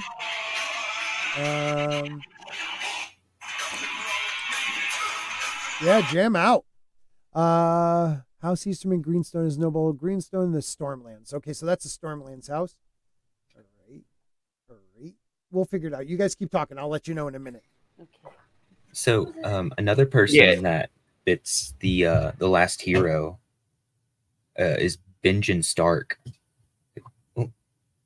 Because Oh, that makes sense. He's by himself. Yeah, you're supposed to like all the people around you He's also die. got You pretty find those cold two. hands. You find the two people in the Game of Thrones that end up turning into whites. So like his friends died. He's mentioned way too often for him to just be dead and missing, because he's still mentioned in like A Dance with Dragons, I think. So Yeah, he no, could they're- possibly they're still talking be about him. like You're right. talking to the children of the forest. No, that's a valid point, man. They keep bringing him up, and we really don't know. We haven't found a body. A lot of people believe he's the one that wrapped up the obsidian in the horn. Yeah. So could That be does sound like something that a last hero would do. something like the last hero would do. You're right. All right, let's see. Stannis. Yeah, so he's more tied to the Andals than the First Men. Okay, so because his mom was from the Stormland. I know one of his grandparents was a Targaryen. But I don't see the mom side. So you see Aemon Baratheon and Rhaelys Targaryen, but they kind of just stop on I don't see the mother side branch. So that could be something we don't know. Maybe that's something that is being left kind of in the wind. Maybe, no. Could be. Hopefully. Could be. You never know. There's a lot of interesting stuff. But yeah, that's God, man, I love this. All started with us just talking about Southern ambitions. We didn't like how did we get to where we did? I don't know, but I freaking love it. We've been hippity hoppiting along the rabbit trail. Isn't that the best type of talks? Well, it's the like Baratheons best are a ones. Southern family, so I guess that makes sense. I can't wait to see what happens with Stannis and the lamp. You know, the Knight's Lamp theory, where the phrase will come out on the water, and because it's definitely going to happen. You know how he's making it look like the island they're on is not an island in a lake, but yet like a village, because no one can see anything. That's so awesome. There's also, you got the Grand Northern Conspiracy, which is a great one. That one goes really deep. That one's like an 8-hour stream. Dude, that we could do a stream on that one by itself. Well, the weird thing about it is, like, even in like when we were watching the series and everything, like we were like, they're making it happen. Okay, so this is definitely going to happen because, Right. as George said, this is the definitive version of events. Yep. Even though I still think book canon and TV canon should be separated. Right. But yeah, I mean, there's so many little hints and with everything that it could be, but I don't know. I just know it's the guy wrote it. His name on Reddit was like Yed. I want to give the guy credit, but it was like 10 years ago he came up with this, and it's like he wrote, if I can find it, it's like 7 parts. He wrote about the Grand Northern Conspiracy, and it's involved, like, and it makes a lot of sense too. Like this, it's probably one of the greatest conspiracies of the whole, any of the conspiracies, because it involves everybody. Like the North remembers, like everybody is set up to defeat the Boltons, and it's just like, it's really cool what the dude put out there. So yeah, we'll do an episode just on that. And what I'm going to do right now in the private chat, I'm going to just give you guys the link to that Reddit article. So like, if you ever have the time to peruse it. I have a sneaking suspicion that George might use Stannis' storyline a little bit as a fuck you to the showrunners. Ooh, please I hope so. go more into that. Why do you think that? I think he's pissed at how he got treated. Mm-hmm. And it's painfully obvious that season 5 is where it went wrong. And that's why they stopped using him too, because they literally said, we don't need you anymore. Well, they at some point, and it's mostly I'll go to the grave with this. It's not as much DB Weiss as it was David Benioff. David Benioff believed after a while his own bullshit and what people were saying. Like he stopped believing like it was George's material and it was like he created it. And it just you could just see the difference in show when you run out of George's material and then they were the writers. Look at Tyrion season 4 and then season like 5, 5 through 8. Tyrion is a completely different character. Yeah, and I remember him saying that they had planned everything up until the Red Wedding, and they didn't know what to do after that because they just wanted to show the Red Wedding on TV. So his whole goal was get a shock moment on TV. Right. That was his priority. Right. Dude, I hate what they did to the Red Wedding. It is.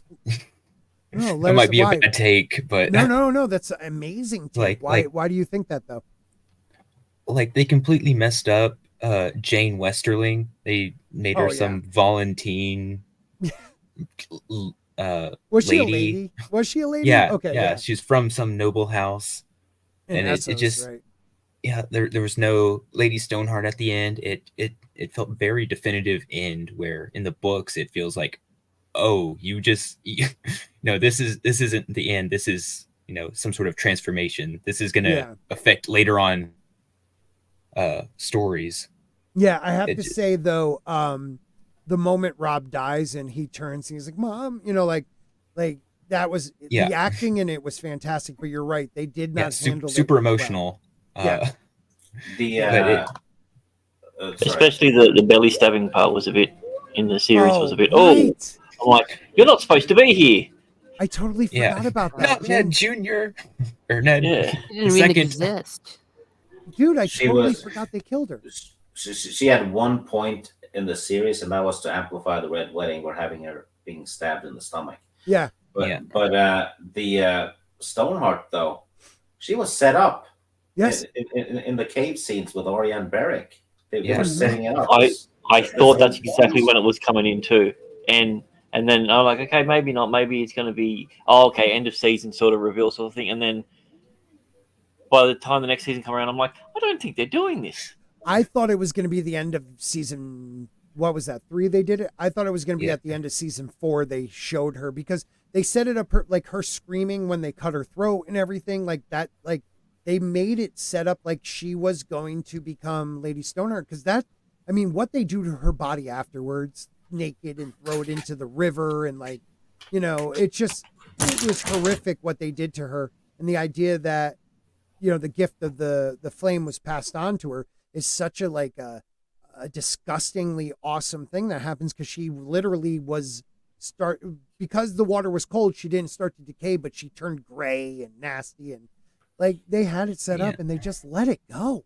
It was dumb. What they also said, and this I believe, because you can tell they only planned one season at a time. So when season 4 was done, that's when they started planning whatever was going to be going into season 5. So that's how they fucked up. They didn't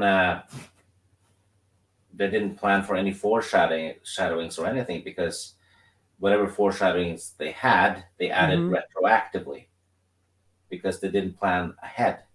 Right. Yeah, and they're always the worst ones, because they stick out like dog's nuts. Yeah. Yeah. That's crazy, man. Like, it's like I can understand the first season. You didn't know how people would like it, so you just planned to make the best season you could. But then once you realized it became a phenomenon, like after that first season, it was word of mouth and it spread, and people started rewatching the season. That's how it got so big by season 2. Season 1 was perfect. Oh, it was great. I mean, it was the book almost. It was almost the book. Right? I mean, what did they leave out? Anything that I can think of that was important? They cut out a lot of magic. Like Bran doesn't have any dreams. He doesn't talk to the three-eyed crow. Oh, that's right. But I mean, it's pretty good for an adaptation because you're gonna have to change some things. Yeah. But Well, that's kind of important though. The dreams, that really is what awakens him. Yeah. Is the dreams. Which Oh, and again, Ned and Jamie fighting. That never happens in the book. no. Yeah, they added some things. Well, and they also added Well- the whole thing with Cersei having like actually given birth to a child Wait a minute. from Robert, Right. and her being And then- sad about it dying. Yeah, Which she is out of didn't care. character. they softened up some characters. Yeah. Wait a minute. Ned and Jamie didn't fight in the book. No, Ned injured his leg when a horse fell on it. Oh, dude. Yeah, I think Jamie does something to make the horse fall though. I but it's- forgot all about that. I just know that, the part, and that's a big part, the Cersei thing.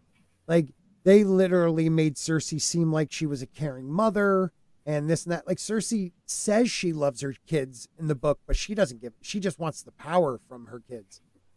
She doesn't care how evil and terrible they were. Like, she doesn't give a shit. Yeah. Like, It actually in the show, she's crying and she's full of rage when Joffrey dies. Then, like a few seasons later, when they've abandoned the books, she doesn't give a shit about Myrcella and Tommen. No. She's like, "Oh, Tommen jumped out the window. Okay." Yeah. Now I'm the queen. Yeah. So it's like it's a completely different character. You're right. Like, if you were going to make her a certain way, you should have kept that storyline. They just literally, anybody who made it from the first season to the 8th season, they weren't the same character by the end. I mean, Nope. And not in a good way. It wasn't because of character growth. They got full of themselves, and pride always comes before a fall. You're absolutely right. They were so stupid. They thought that the great success of the first, seasons was them. Yes. And it didn't occur to them that it was really Martin, Right. the author, that was making it. And the fact that they were so busy rushing out trying to get their Star Wars story out that they didn't give a shit about it anymore. It's like, yep, sure, the Unsullied, they can teleport now. Why not? Dude, they were so arrogant the last 2 seasons that people were hoping they would pass on the showrunnership to somebody else. And they were so arrogant. They were like, no, we're going to end it our way. And it's like, dude, you know what? It's not just their fault.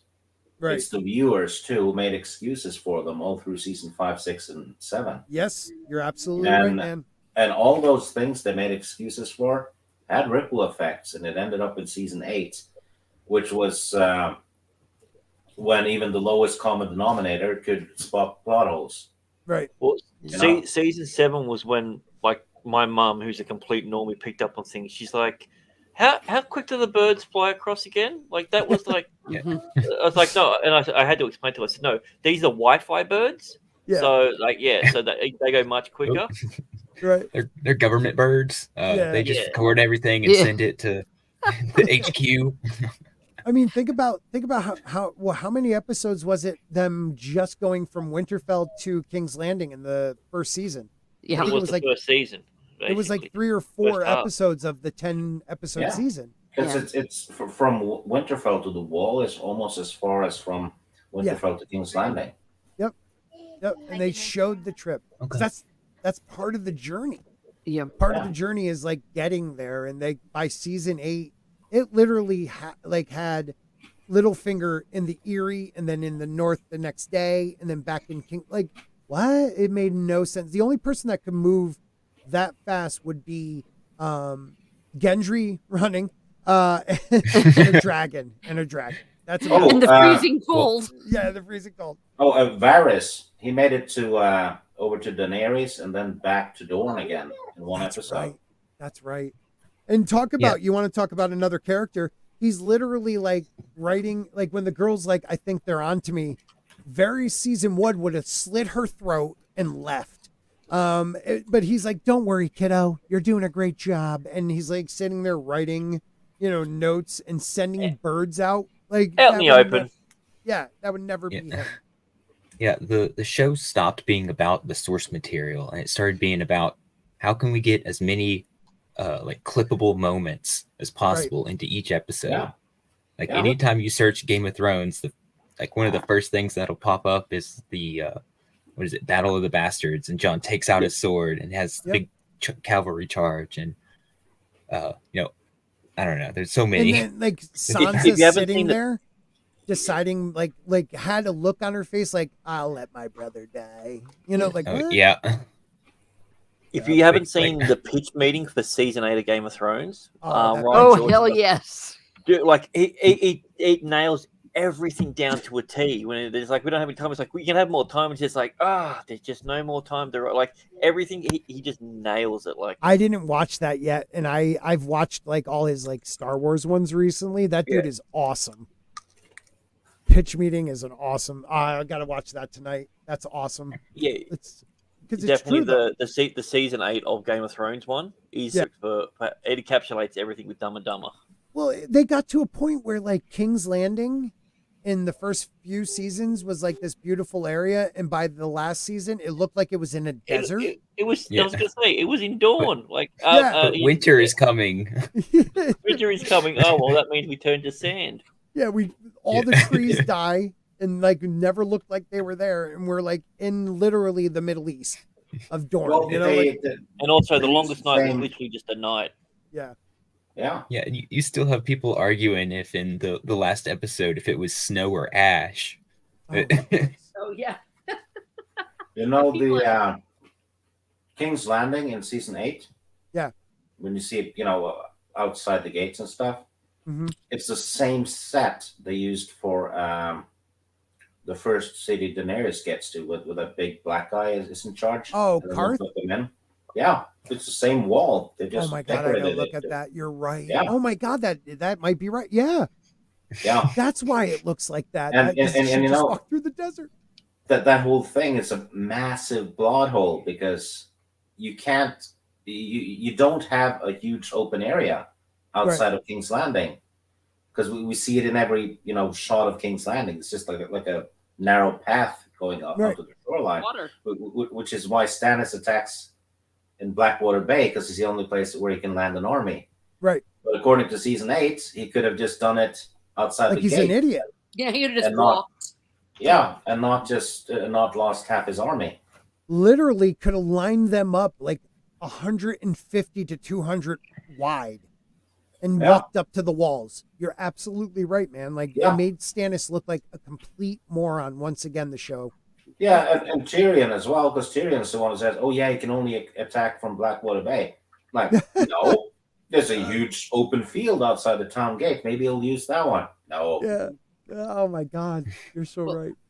I'll tell you what still gives me the greatest, most happiest, most warm and fuzzy feeling in my life is knowing that after they rushed it, after they bragged, after they did all their little gaslighting and everything, and they were like, "We're ready for Star Wars." Yeah, And Star Wars dropped them. never came like Yeah, that. dude, if beautiful. Star Wars won't take you, you've messed up. Yeah, Big time. even Star Wars didn't want you, but they did that all for Star Wars. Yeah. Danny kind of forgot. Yeah, I For love all that of you that shit. don't like this, well, didn't you see Danny just Yeah. kind of be stoic that one time when That her one- brother was killed? You Yeah. dumb, stupid people. We're going to Star Wars. Yeah, you And remember? for once, I totally agree with the decision Kathleen Kennedy made. That's the only time, right? Got those You- fuckers. You put that perfectly. It's like you remember the time Danny killed those slavers in Slavers Bay. Why wouldn't she kill children after that? It's like what? And like Yeah. the bells rang, and it was traumatic. Why would it be traumatic for Danny when bells meant victory in the Dothraki culture? Like Oh, that shoot. is not what the bells were for. That's John Con, and you guys just don't understand. John Connington is completely different than Danny, you morons. Like he hates the bells, because Robert got away. Like he almost killed Robert, and the man he loved, Rhaegar, would have been still alive. That's why he hates the bells. And Danny would put bells in her hair because she was winning battles, but yet the chiming made her think, I'm not going to fly to the Red Keep and level it. No, I'm going to kill every child and parent in this place of all King's Landing, and then maybe I'll hit just a little bit of the Red Keep, so a brick kills Cersei. Just Character one brick. development. Character development. Yeah, Little but do like we I know said, that Comedy. it Little was do their we know that- snobbiness about it. Like, you Yeah. stupid people. And it was David Benioff. Benioff was that snobby piece of shit. What were you Yeah, but we gave you that cool shot where she came down and the dragon was behind her, so you're welcome. Yeah, you're welcome. like What I were you gonna said, say, clippable Mason? moments for Twitter. Yeah. But I was gonna say, little do we know that that brick that fell on Jamie and Cersei was actually a faceless man. And he just had the face of a brick. The brick was a faceless man. That was their plan all along. Arya Oh. got her revenge after all. Yep. Oh gosh. Oh Oh, god. yeah, not to mention, Arya going all through there with the hound, and then the hound waiting until they were up in the keep in the Red Keep to go, oh, you know what? I changed my mind. Arya, you don't want to do this. Go home. right. He could have done that before they even started. Right. I mean, It's- just remember at the end of that episode, she rides out of town on a white horse, only Right. to the very first shot, her walking through rubble, the very next scene. yes. Yeah. Mhm. It was the dumbest shit. And then let's not forget the greatest portrayal of a character in a book to the art form of TV was Euron Greyjoy, because it's like he got out of the book. I'm gonna fuck and the queen. It just stood on the Yeah, I'm screen from the like 70s. Yeah, finger in the bum. yeah, it's like I'll kill Jamie Lannister. What? This is not the same dude. Like, he didn't even have an eye patch, man. Come on. I felt Didn't bad for even that do any actor. magic. Yeah. I just felt bad for that actor. Like, he had probably he found out he was gonna be Euron Greyjoy. He was like, wow, this is the next level villain. Like, you started with Joffrey, and then you had what's his name, Bolton, Ramsay Bolton, and then it was gonna be Euron, was like that next, like, just despicable character, and he was freaking, just a leather clad, I don't know, village person. I have no Yeah. clue what he was. They were like, we wanted to make him a rock star. I was like, what? I fucked the queen. Like, what is going on, people? Yeah, that You know shit- what? It's like they go and purposely find the actors that love the character that they're playing and treat them the worst. You had Catelyn Stark, she was like post on Instagram or something, like a stone heart that she made. yes. And it's like, ooh, she's teasing it. Then Yep. you have the actor that played Barristan Selmy, who begged them not to kill his character like that. like a and freaking it just- street urchin. Yeah.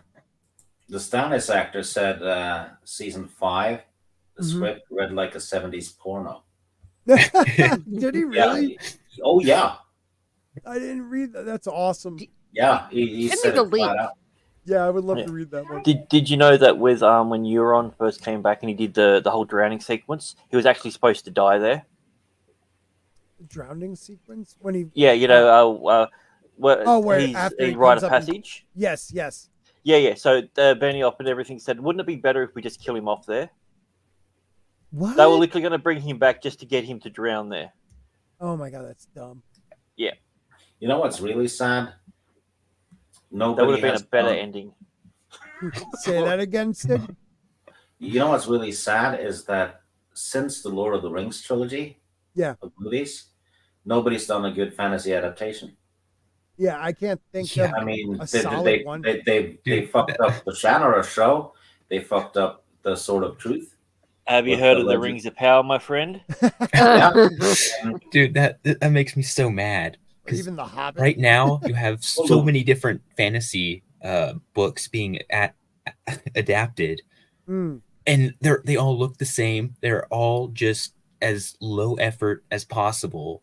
You Yeah. have Mhm. Rings of Power, The Witcher. I can't even name all of them. Yeah, Well, the Wheel of Time. The Wheel, Yeah, dude, Wheel of the Time. Wheel of Time uh, one is just like, let's just take everything that happened in the books, get rid of that, but take 2 or 3 chapters out of each of those books and turn that into the main story. Is that what they did? Because Yeah. I watched it. I have never read the book, so I mean, Well, look the at main Shannara character had all Chronicles, 2 or 3 everything. in 3 seasons. It's fucking stupid. Well, the Witcher as well. That one's pretty much dead, and the upcoming Rift War show, I have no high hopes for that one. Which show is You that? know, the Rift War. I announced that one and the Wheel of Time. Remember that on your Yes, channel? you did. Yes, I remember you year bringing it up. a year before it was officially announced. Yep. Because I actually So have the contacts. Rift Yeah, one, he actually has real ones. yeah, that's amazing, dude. But the Rift But, one, yeah, my source is you. Well, Rift War is Magician Apprentice and a couple of more books. So Oh, right. yeah, but hopefully the Abercrombie thing will be done right. I think it's HBO doing it. That's So- a 50-50 throw up right there, man. That's Yeah, a but 50-50. Abercrombie himself is involved though. Mhm. He Yeah, is involved. so- Okay. Yeah, I think 50-50 is the best odds you're gonna get. Yeah. Yeah.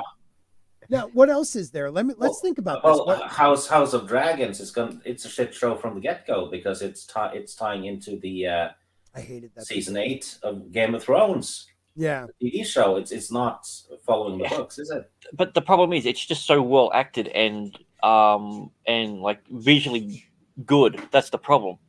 Right. Yeah, and it has shock moments, which tends to be the only thing normies need. Right. And I gotta say the acting was pretty like the younger girls were good in it. The acting is Everyone was good in it. Yeah, they were real. Oh Mhm. shit! I keep hitting my mic. They were really good in it, but there are big like I was so upset, and people like don't understand why. Like the idea that they added the dagger, they added the Yeah. story, like they all the 2 kings prior or 3, 4 kings prior knew of the prophecy, and like is this the reason why we don't? Is because Well, the I don't wanna prophecy isn't spoil even it, there right? because it's about the prince that was promised. Well, that Right. was Arya.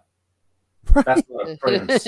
Oh, So it basically makes those characters canonically retarded yeah.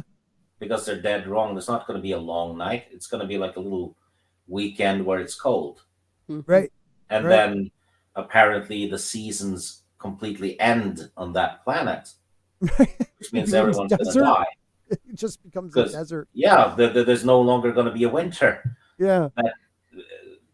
which they had winters without the White Walkers, but Yeah. not anymore.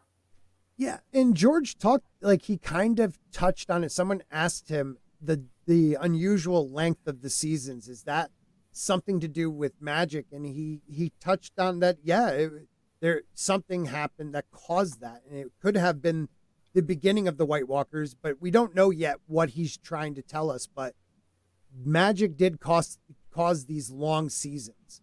So at some Yeah. point, seasons were much shorter. I'm not saying they were like Yeah, ours. take but- that, science. Yeah, fucking maesters.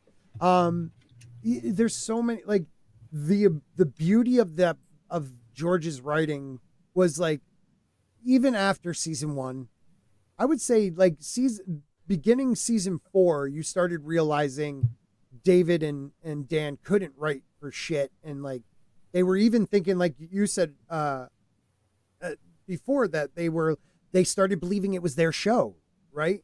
Mhm. Yeah.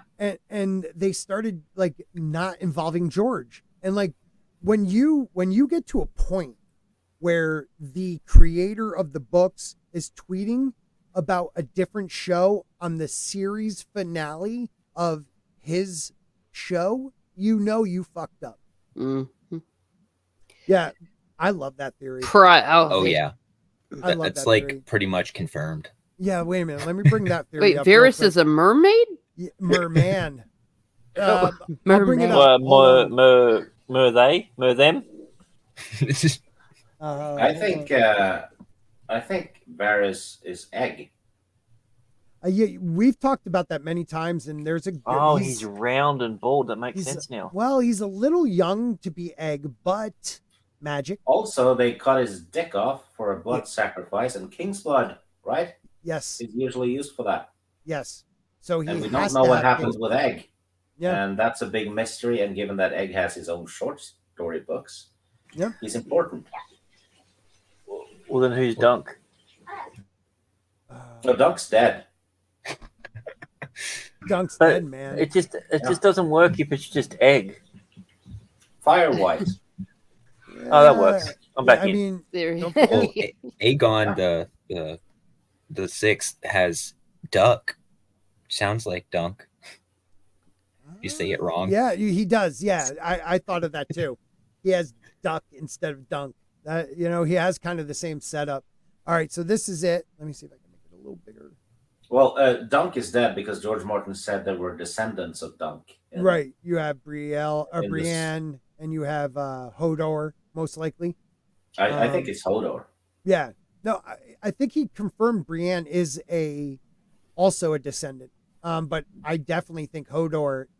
I mean, the next book that novella he's supposed to write is the She-Wolves of Winterfell. So that's where Dunk and Egg are going. So this, I think that will explain that Nan is the lady he met in the previous book. yes, maybe. And So I'm sorry. Go ahead. do we know how many Dunk and Egg novellas he's planning on making? I think he said 5. Was it 5? I don't think know. so. I was hoping it ended with Summerhall, so we know what the hell happened, but I don't know if it will. Yeah, it's going to be Winterfell and then Summerhall. Oh, that'd be so good. I think that's what I read. Yeah, it might be. They would have to jump a good amount though, because Egg's like a grown man with children of it. Yeah, so, but he could do just the time jump. I mean, the She-Wolves of Winterfell is an important part of the North's history, where all the men died and uncles are trying to steal young kids, lordships and stuff. But I like those novellas a lot. I think he does a great job Me with too. them. Yeah, Mhm. They're really good. more easygoing, but they certainly have. They added to the Blood Raven stuff. Absolutely. I really dug the Targaryen or the Blackfire having the dreams, because they are Targaryens. They're Targaryen bloodline, so they have the dreams too. And it turned out to be Egg. They're great. If you're out there watching this, and we have a bunch of people still watching on Rumble and stuff, read the novellas if you haven't. They're so good, and they're quick and easy, and Dunk is great, and he wrote really well. The graphic novels are great as well. Mm-hmm. Yeah, Actually, for the main books too, because I've been collecting the ones that have been released. that's so awesome. So I have 2 out of 3 of the Dunk and Egg ones, and those stick very closely to the books. Mm-hmm. So if you read the short stories, you're not missing too much, I think. Or no, sorry, if you read the graphic novels. Yeah, I've only read those. They look beautiful. Yeah. Great. And the Game of Thrones ones too, they actually stick to the books as well. They've That's done book great. 1 and 2. They come in 4 omnibuses each. So, and there's a few hundred pages in each. Yep. So you're kind of getting the same amount of pages as the actual novel. Right. That's pretty cool, man. I and the folio ones or folio. Yeah, those look cool too. But we only got a little bit left, so I want to read this one because there's a lot of them. But there's so many things that say he's a merman. So thank you, LJ, for that question. Here we go. When Arya is stalking Varys, and I always say his name wrong. Illyrio. Oh shit! How do you say that dude's name? Illyrio. Illyrio. Thank you. Illyrio. Illyrio. Oh gosh. So this is underneath in the Red Keep where the dragon skulls are. Arya's chasing the cats and she overhears them. First, she hears water dripping in the distance. Which could be his gash leaking. You never know, right? The blood of the king. Next, she observes Varys and the dude coming up from a vast well, which that's the word George uses, that goes down out of sight. Varys pulls a lever and a wall descends, blocking the well from sight. So it's like a hidden well.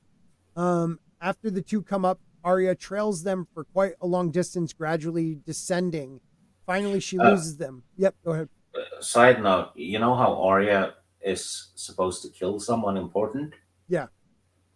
Well, she now has a way inside. Through that well. Dude! Castle. They only talked about it one time. That would be so awesome. Yeah, because now she knows about that secret lever, doesn't she? Yep. And the well hidden behind. Wow, that's a Yeah. great one. That's a great one. Finally, she loses them, stumbles forward, and finds herself at the end of a sewer emptying into the river. She dives in and swims for a while to get clean, washes her clothes, then scampers off home. So they disappeared into the river. Varys and I can never say his name, are both noted. Real. Thank you, for their abnormally large size, while also noted as being incredibly light on their feet. This suggests an abnormal strength. Varys is noted to have a peculiar slimy smile. Go ahead. Fire whites. Yeah, most likely. Maybe. Yeah. I don't know. Or just being Targaryen. Or Blackfire. they have faceless man training. You know what? That's true. I mean, they both were in like the circus. You know, they had their show. He has the Dickless Men training. So. Yep. Yeah.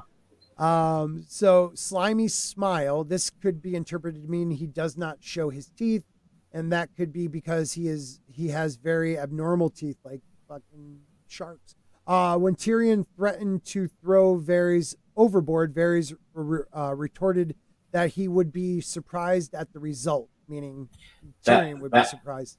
That could also mean that if he tries, Varys would throw him in.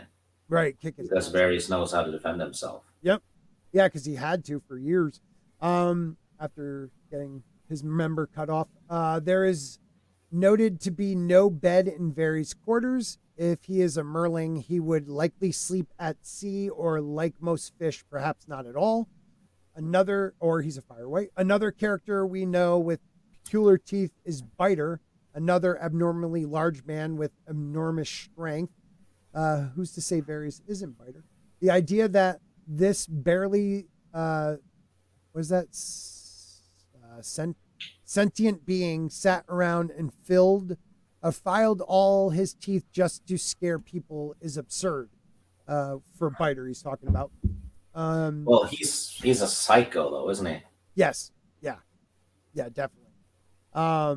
The both of them associate humans with birds, naturally, as these are two lower species to them, or enemies of fish, explains the ease with which they chop off children's tongue. Yeah, if humans if they're mermen, calling them birds would make them like their natural, enemy. Also, if you think about it geographically, we live on the ground, birds live in the sky. If mer people live in the water, the next step up is land. So it makes sense you'd call them birds. Right, and it's also, and everything's upside down underwater. So, yeah. Okay. From their one meeting, it appears that the merlings are experts at manipulating the humans in secret. And also there is a hint these two have plenty of patience. They seem to be comfortable waiting years for their plans to bear fruit. Perhaps they have very long lifespans, or are just more patient than humans. When the subject of eating people came up, Varys licked his lips. Varys likely is not a eunuch, as there is a point where he is parlaying with Tyrion, where the Tyrion notes that his voice seemed deeper than usual. And don't forget, there's also the part with Ned, when he comes down into the when he's playing his part as the jailer, he sounded more manly and looked more masculine. Even if he is a eunuch, it doesn't mean he has to be a human. Sure. Well, also, being a eunuch would be a good disguise for a merman, because mermen don't have penises. Right, and if they do, it probably looks weird. Since he probably isn't a eunuch, Varys lacks sexual interest in human females is explained by being a merling. Littlefinger comes from a seafaring merchant family of Bravos and is an accomplished sailor himself. If anyone is likely to ever see the recluse merlings, it's the merchants and fishermen. One of Littlefinger's ship is named the Merling King. Littlefinger claims to have Varys completely under his control. Maybe because he knows his secret. House Manderley, hugely fat port city, can't ride a horse. They even have a merling as their house crest. Wyman Manderley bakes phrase into pies. I don't know why that adds anything to it. I guess. It's because he's eating people, and Oh, maybe right, and he's okay, and the Manderley. he licked his lips when he. Yeah. Okay. All right. Thank you. With no readily apparent motivation, Sir Mandan Moore tried to murder Tyrion on the Blackwater. When thrown overboard, it is noted he did not scream. Mandan Moore is referred to repeatedly, repeatedly as having dead eyes or fish eyes, and of having no life but duty. Before being attacked, Tyrion had just set Blackwater Bay on fire using wildfire, which would be deadly to any creature living underneath. So yeah, piss off Merlings. The Drowned God, very handy to have a large group of humans willing to do anything for you, and it provides a ready source of spies in place of power, such as Patchface, who often tells riddles about life under the sea and is usually right. There is something more to Patchface. We all know that. He foretells a lot of things. Doesn't it seem suspicious that Euron Greyjoy was so well prepared for the King's move? Almost as though he knew that this ancient ritual for selecting a ruler would be resurrected, almost as if it was done specifically for him. Perhaps Euron has been playing his brother Aeron for a fool by filling his head with voices from the sea. I can add a little to that. You know, when Varys has his spies, he refers to them as his little birds. That would be, if this is correct, then little birds would be little humans, which is the kids. Yep, that makes sense. And Euron Greyjoy goes on, says he sees things most men have never seen. He's gone to all different places in the sea. Maybe Varys met him, Maybe like Valerian and everything's under the water like Atlantis. That's how he's able to get there and get all the shit. Oh yeah. Varys did say that if people knew what was under the Red Keep, they would panic and shit themselves or something. He did say something weird like that, right? Yeah, and if it came out of a well, right? Maybe there's some underground stuff happening under the ocean. Well, a lot of people think it's like those ancient caches of Blackfire that. Yeah, that's what I think it is too. Right, but that could be what George wants us to think. He made sure we thought, we were told Ares had these and they haven't found them all. But yeah, but right. Remember what happened in the show? Yeah, that could have been from the books. Right. That's true. So, yeah. Their planet could have. Oh, you're talking about the seasons. It definitely does. Planetos is a little weird. Some people think it's a sci-fi novel, which is kind of cool. I saw some person that studies planets, and they said that Planetos would have to be a moon for it to have that kind of seasonal pattern. Oh, really? I forget what video it was, but a lot of people thought it was the destruction, like the destruction of their second moon caused it. Like they talk about dragons flying down, and it was actually maybe asteroids. Maybe when the children of the forest smashed the arm of Dorne, maybe they used a piece of the moon. Right. LJ. I'm sorry. That's a big theory. A lot of people have that he is a Blackfire and that his mother was the wife of Illyrio. So that could be because they say the male line ended, but the women were still around. So he could be part Blackfire. I would love it if he actually was Aegon, and turns out that he gets killed by his own sister because she's a Firewhite. Yeah. Speaking of Aegon the Sixth, what do you guys think about the Order of the Green Hands theory that I love that Aegon is actually the child of Rhaegar and Lyanna? Yeah, some people talk and he about just took his brother's name to get Jon Con on board. Right. You know what's also kind of fun? That's a cool. In the Game of Thrones show. Yeah. They don't have Aegon, right? Right. Yeah. So the kids that were killed by Clegane Mm-hmm. were named Aegon and I can't remember the other one. There were two The of them. girl's name. Yeah. Yeah. So Is it like Riella or something? Something like yeah. that. Yeah. So Rhaegar had a kid named Aegon, right? Yep. Which got Yeah. killed. And then Jon Snow is actually Aegon. So Rhaegar named two kids Aegon. Yeah. Yeah. That makes no sense on the show either. Yes, that doesn't make any sense. I thought his name was going to be like Jahar is, and that's why, you know, like Ned was like, okay, I'll just call him John. People will believe that, you know, like I thought that would be a good one, but yeah, that was dumb. Like Lyanna, like was like, okay, I totally like Yeah. had a baby from a prince who was married, and I'm going to name the child after what the queen, you know, the princess named her child. I'm going to do the same thing. Like that would be dumb. And she probably didn't even know those kids were dead yet. Right, exactly. That's and Yeah. I was thinking the same thing. Yep. Yeah, well, she wouldn't have. There's no way she could have known. No, it just happened before Ned Are you came down forgetting there. about the birds? Yeah, the birds. That can tell anybody anything at any point in time? They're like a fax machine. Are you talking about humans? Are you a mermaid, mate? Yeah. So I like this one though. Davos Seaworth's visit from the mother when he was like shipwrecked may have actually been a mermaid or a siren. After he was rescued, he was just ready to kill Melisandre. That's all he wanted to do. Like Aeron and Patchface, it seems Davos drowning may have filled his head with ideas. Melisandros is definitely afraid of Patchface. Which means she should be afraid of Davos, maybe too, if he's Right. become the same as Patchface. Right? I mean, you know, because he probably did drown and was resurrected. Maybe.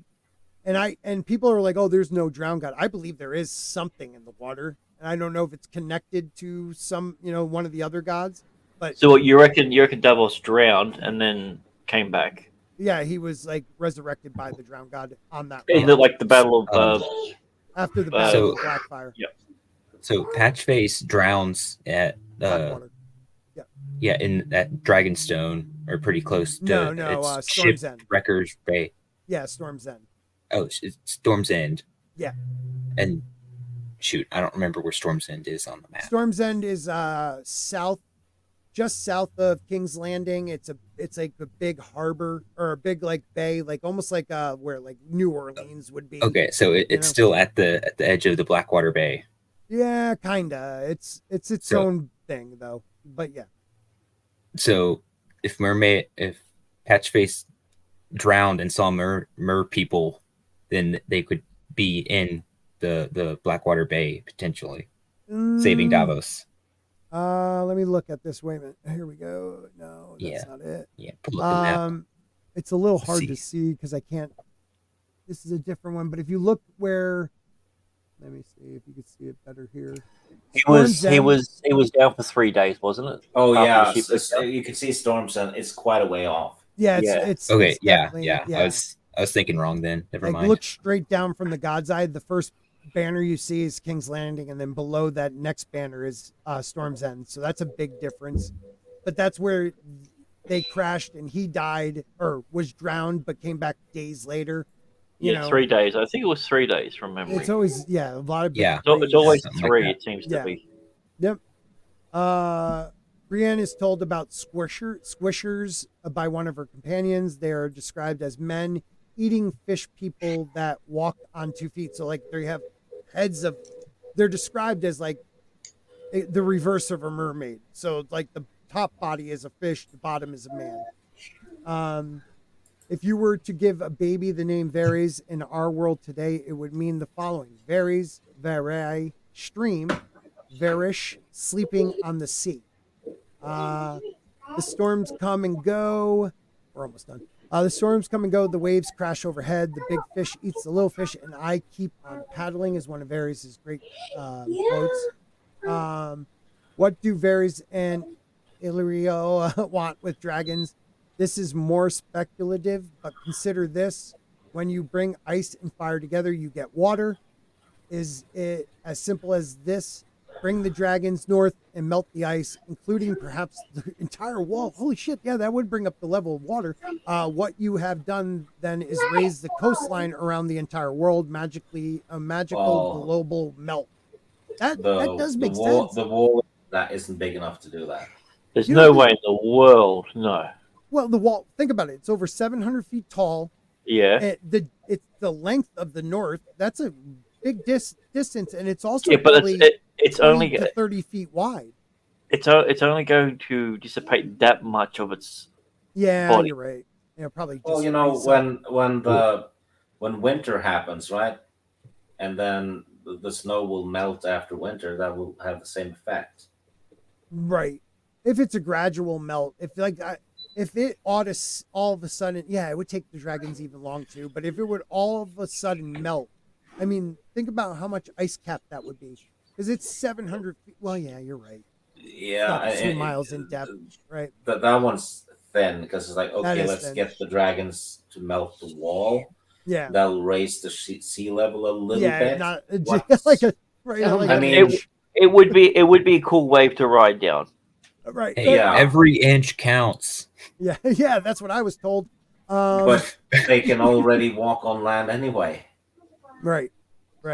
Yeah. So why Maybe do they just don't like it. Well, they wanted to kill. I'm thinking that to kill people. I think that's because most people live around the coastline, you know? So. Oh, I maybe thought that's they were why. really into global warming.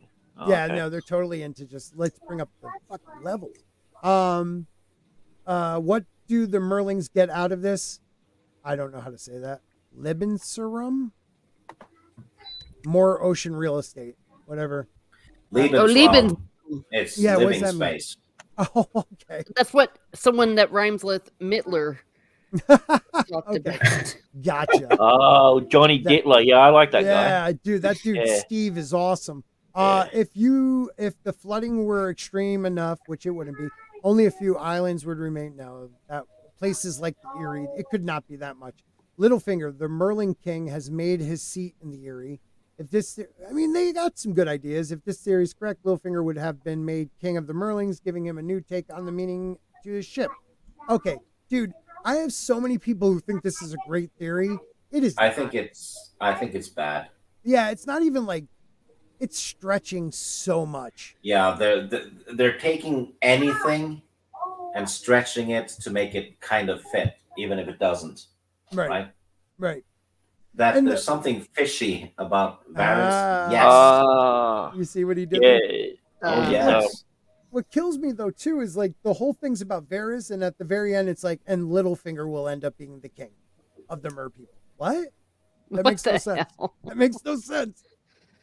I'm glad I added an extra 20 minutes. Sorry about that, guys. If Littlefinger had been a merman, people would have known already because he grew up with the Starks a little bit. And he grew up with Catelyn, the Tullys, and he got chopped up by Brandon, so people would have saw his injuries. Like, yeah, it that would makes have no been sense. fish guts, and Mhm. you know. Yeah. Stop trying to get Um, his caviar out. What did Lil J put something here which was interesting? Wyman Manderley, the Lord of White Harbor and a staunch Stark loyalist, loses his son at the Red Wedding. Yeah. He then forced to play nice with Freys, yep, to protect his remaining family. People, 3 Freys, Rhaegar, Simon, and Jared. Are those the one he kills? Go missing. Oh, yeah. this is about the phrase in the pie, how it could be done. Right, and I think he's also talking about the Northern Conspiracy. So yeah, he gives them a parting gift. Yeah, I had a little thought. You know when Varys licks his lips? Yeah. When there's talk about eating human flesh? Mm-hmm. Maybe he can warg. Oh, And he has eaten the flesh of humans while in Maybe he can animal. walk into a mermaid. Yeah. You know, I actually think that's a cool idea because think about Bran. He has broken quite a few rules as a, he's jumped into a person. Well, he's Yeah. broken. Yeah, I think he's even. Yeah, Bran has done stuff that is considered to be monstrous. Yeah, like super taboo. The jumping into Yeah. another human. I think he has eaten human flesh as Summer, Yeah. right? It Yeah. wasn't like he killed somebody, but Yep. they found Summer. He found it as Summer and ate it. The only thing I don't think he has done is had sex with a female dog or wolf. What a Oh, pussy. gross. Like, but why would he skip that? Like, why would you jump into a human or eat human flesh? Oh, and it's because he's not sexually active yet. That's true. And Well, he's but, also paralyzed from the waist. Also, he couldn't really feel it anyway. Yeah, probably not. Yeah. Well, you don't want to lose your virginity to a dog. I mean, No, that would Well, hound you yeah. for life. That's a hard one to explain to the family. Yeah, right. This is my new bitch. Yeah, But damn it, you stole me joke. that sounds very rough. uh-huh. We're barking up the wrong tree here. Well, people. you know, he's probably eaten Jojen. Yeah. That is strongly hinted at because of that paste. Yep. Isn't one of the chapters about that? I think one of the AI chapters starts touching on that, or maybe I dreamt it the other night that she was super pissed off with him because she was searching for him. Am I wrong? Did I have It was this revealed dream? in a dream. Dude, I think either I dreamt this or this was the AI, one of the AI chapters. Like, she was so pissed because she, like, Bran hasn't seen her for days, and she finally comes back, and she, like, followed all these different caverns that go for miles underwater past rivers, and she found, like, his coat, but nothing else, you know, and, like, Bran's like, yeah, he's all right. You know when Wow, you know when Bran is looking out at the sky Mm-hmm. at night. Mm-hmm. The language is telling because there's all kinds of cutting, like lightning cut the sky Right. and slashed across the sky. It's like they were killing him that when you moment. see a TV show. Yep. When they interconnect scenes. Yep. So yep. you can almost see Jojen being slashed to death. Just ripped apart by like the little children. glimpses of it. Yep. That's when he dies, I think. I think you're right. I don't know. So Jojen, that's the Jojen paste thing. Is that what you're talking about? Okay. Yeah, yeah. Because his job was done. Like the minute they got in there, like he went from being this like green seer with all the answers to a scared kid. So like they're like, okay, he's done.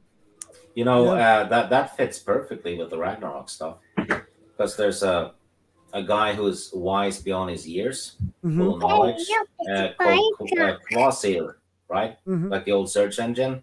Yep. He gets killed by tricky dwarves who take his blood and stuff and make something called mead of poetry, I think, to become wiser. Oh my god. So he gets cannibalized by dwarves, children of the forest, right? Yeah, yeah. To add wisdom, and that's what they're doing with Bran. They want him to eat it so he can unlock powers. That's so awesome. Keep talking, guys. I'll be back in 2 seconds. I'm sorry to interrupt you, Stig. Just keep going. No, it's fine. Well, I didn't have anything else to say. Oh, shoot. And the perfect timing award goes to Scotty. So there was another theory that the identity of who was it? I was thinking the other day, and I was just like, I'm gonna ask Stig next time. Trying to find my notepad here that I've got with all my questions for Stig. Oh, that's pretty awesome. Organized. I'm going to give him all kinds of fake answers just to throw him off. Oh, don't you dare. That'll be awesome. It'll be even better. I'll say it with like such conviction too next stream I'm on. That would be a great troll, though, I guess. Hello, Zekrat. He'll be thinking Arya did it forever. Arya always did it. Arya did everything. She's the best that did. Yeah, she's Rey Skywalker. No, not quite. Oh, yeah, here we go. How dare you, Rey Palpatine? Oh, that one I don't know. It's we don't know enough, I think. Yeah. So because a lot of the people fit if you stretch it a bit. So it could be Stannis. It would be awesome if he takes the throne and just chokes Cersei to death. That would be badass. Yeah, in front of all her minions. Also, who do you reckon poisoned all the locusts? at the feast. Poisoned all the locusts. Yeah. Where does this happen? This happens with Daenerys in Marine when she's Marine. right after they get married and they Yep. go to the Colosseum. I can't think of the name they use for it. The arena, The whatever it fighting is. pits, something like that. And what is it? Strong Belwas eats all of the locusts and he starts getting sick. Oh, that's a good theory. That's why you shouldn't eat bugs. Yeah. I don't remember that because this is probably in book 5. Yeah, it's And, the last book. Yep. Yeah, I've only read that one once. So that theory, Well, is it Shakasmo Kandak? Well, that's what people are saying, but I actually think it's the husband. I think because he's the one that set it all up. He set up the feast. It was all in her honor and everything like that. So I think it was him. I think it's Dario because I think Dario is Euron and all his gifts are But- poisonous. But if he here's the thing, like because they just got wedded and everything. If she dies, he takes her power. He's got the most to gain. That's exactly what he does as soon as she's gone. Is he starts taking charge and changing things to be more traditionally Marinian, I guess. Yeah, but I don't Marini? know. I think they want you to think it's him, but I don't know if it is. So I just brought this up because I was going to talk about this one a little earlier too. Who poisoned locusts? Hisdar had a stock their box with flagons of chilled wine and sweet water, with figs, dates, melons, and pomegranates, with pecans and peppers, and a big bowl of honey-eyed locusts. Strong Bellowas bellowed locusts as he seized the bowl and began to crunch them by the handful. Those are very tasty, advised Hisdar. You ought to try a few yourself, my love. They are rolled in spice before the honey, so they are sweet and hot at once. That explains the way Bellowas is sweating, Danny said. I believe I will content myself with the figs and dates. So it's almost Strong Belwas, right? Yep. The guy who played Sir Barristan was pissed that they didn't include that character in the show. He's a big part. Yeah, he pointed that out. Yep. It's almost like you read the source material. Right. Yep. Crazy. Yeah, so a lot of people think because Hisdar talked to her about that. He was urging her to eat it. Yeah, exactly. Using this pretext, though, they say Barristan launches a coup and removes Hisdar. So he also, I do remember this now, he also thinks that Hisdar did it. So most people come to the idea that the old Kingsguard man learned to play the Game of Thrones and took some bold actions to clear Marine's problems. Except there's a very little evidence implicating Hisdar. And if Hisdar is the culprit, the timing and setting of the assassination attempt makes very little sense, right? Because if he was also like the harpy guy, why would he try to poison her and send the harpies? Well, poison Belwas first, which would blow off the lid of the whole plan. Mm-hmm. Well, he wasn't trying to poison Strong Belwas. He was offering them to Dany, and Strong Belwas was just her protector for the day or whatever. And he was like, "Ooh, I'll take some," and just ate all of them. Right. Yeah, that's true. And don't forget, he's the one that stopped them from killing for 60 days to get to marry her. Like, how did he do that? Without. So it's like he was able to stop them. Like, didn't she think in any of that 60 days? Like, wait a minute, how do you have that sort of? Yeah. How did you have that power? But people say if Hisdar knew about the locusts, wouldn't he try to ensure that Dany alone would eat them? Yeah. What was his backup plan if somebody else did, or if Dany didn't want any, as proved in this case? Well, the backup plan was having the harpies actually attack. In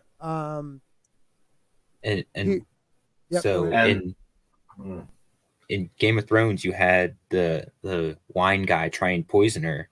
Right. And he made sure not to get anybody else the wine, and that got him killed. Yeah, by him doing that got him killed. But that's something Hisdar wouldn't know. You know what I mean? But he being smarter, maybe that's just Yeah. showing you that he's smart. That's a good point. I do not think it was the Faceless Men though, because they would have succeeded. Right. Yeah, not the Faceless Men. If it was the Harpies, though, I could see them messing up. But, you know, I've always wondered that part. Like, why didn't Danny go, Hisdar, how did you stop them for this amount of time to marry me? Like, talk to me here. And the Green Lady, too. Yeah, I was gonna say Green Grace. Yeah. Yeah. So he puts plus when we've seen poison strategies deployed in the series, the poisoner has always lined up a patsy. Who is the patsy here? The Dornish had only shown up only very recently. Hisdar is standing right there. He is known to have supplied the food in the box. Barristan has just seen him suggest to Danny. With all that in mind, it's far more likely he was the patsy. So the guy puts, let's look from another possible culprit. You know the Green Grace, Mm-hmm. right? Green could mean green seer, right? Yes. She seems to know a lot. Yeah, you want to know something interesting? Nan.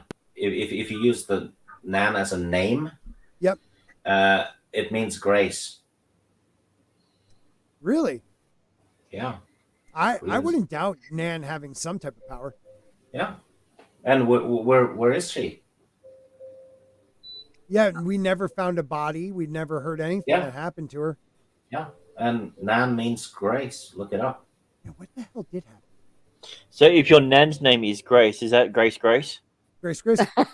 And don't forget Nan. Nan also like is very little. You know, like she could also be part children of the Force. You never know. She is insanely old. She's quite maybe she can use the glamour thing like Melisandre does. Yeah. That's true. But she's been missing in action for quite a while. Yeah. So this is what this person's saying. Let's look for another possible culprit. The poisoning happened immediately after Danny agreed to peace deals with both Marinese nobles and the Yukini. Yunkai. Yunkai, thank you. Who lost the most from the deal. Who lost badly enough that he might do something. The Shave Pate. The Shave Pate was absent as well. The first thing Hisdar had done upon being crowned was to remove him from command of the Brazen Beasts, replacing him with his own cousin, the plump and pasty. Yeah, that guy. Well, you know, we also have the Warlocks. And they want revenge. They've been missing in action for a little bit.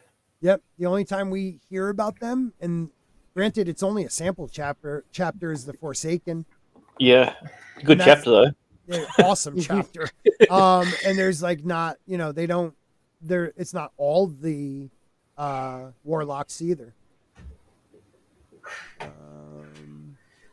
So fun. Oh, poor kid.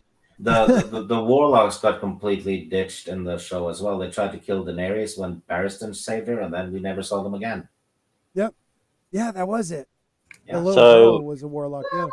So LJ's got a bunch of theories. Ilka V. Who? In the chat, the LJ person. Oh, I'm sorry. I'm not, because I'm reading the article. Yeah. Can you read it? He says Yunkai, the neighboring slaves to the Yunkai, was at odds with Daenerys and her anti-slavery stance, making them potential suspects. Yeah. Then goes on the... Oh, how do you say that? Where?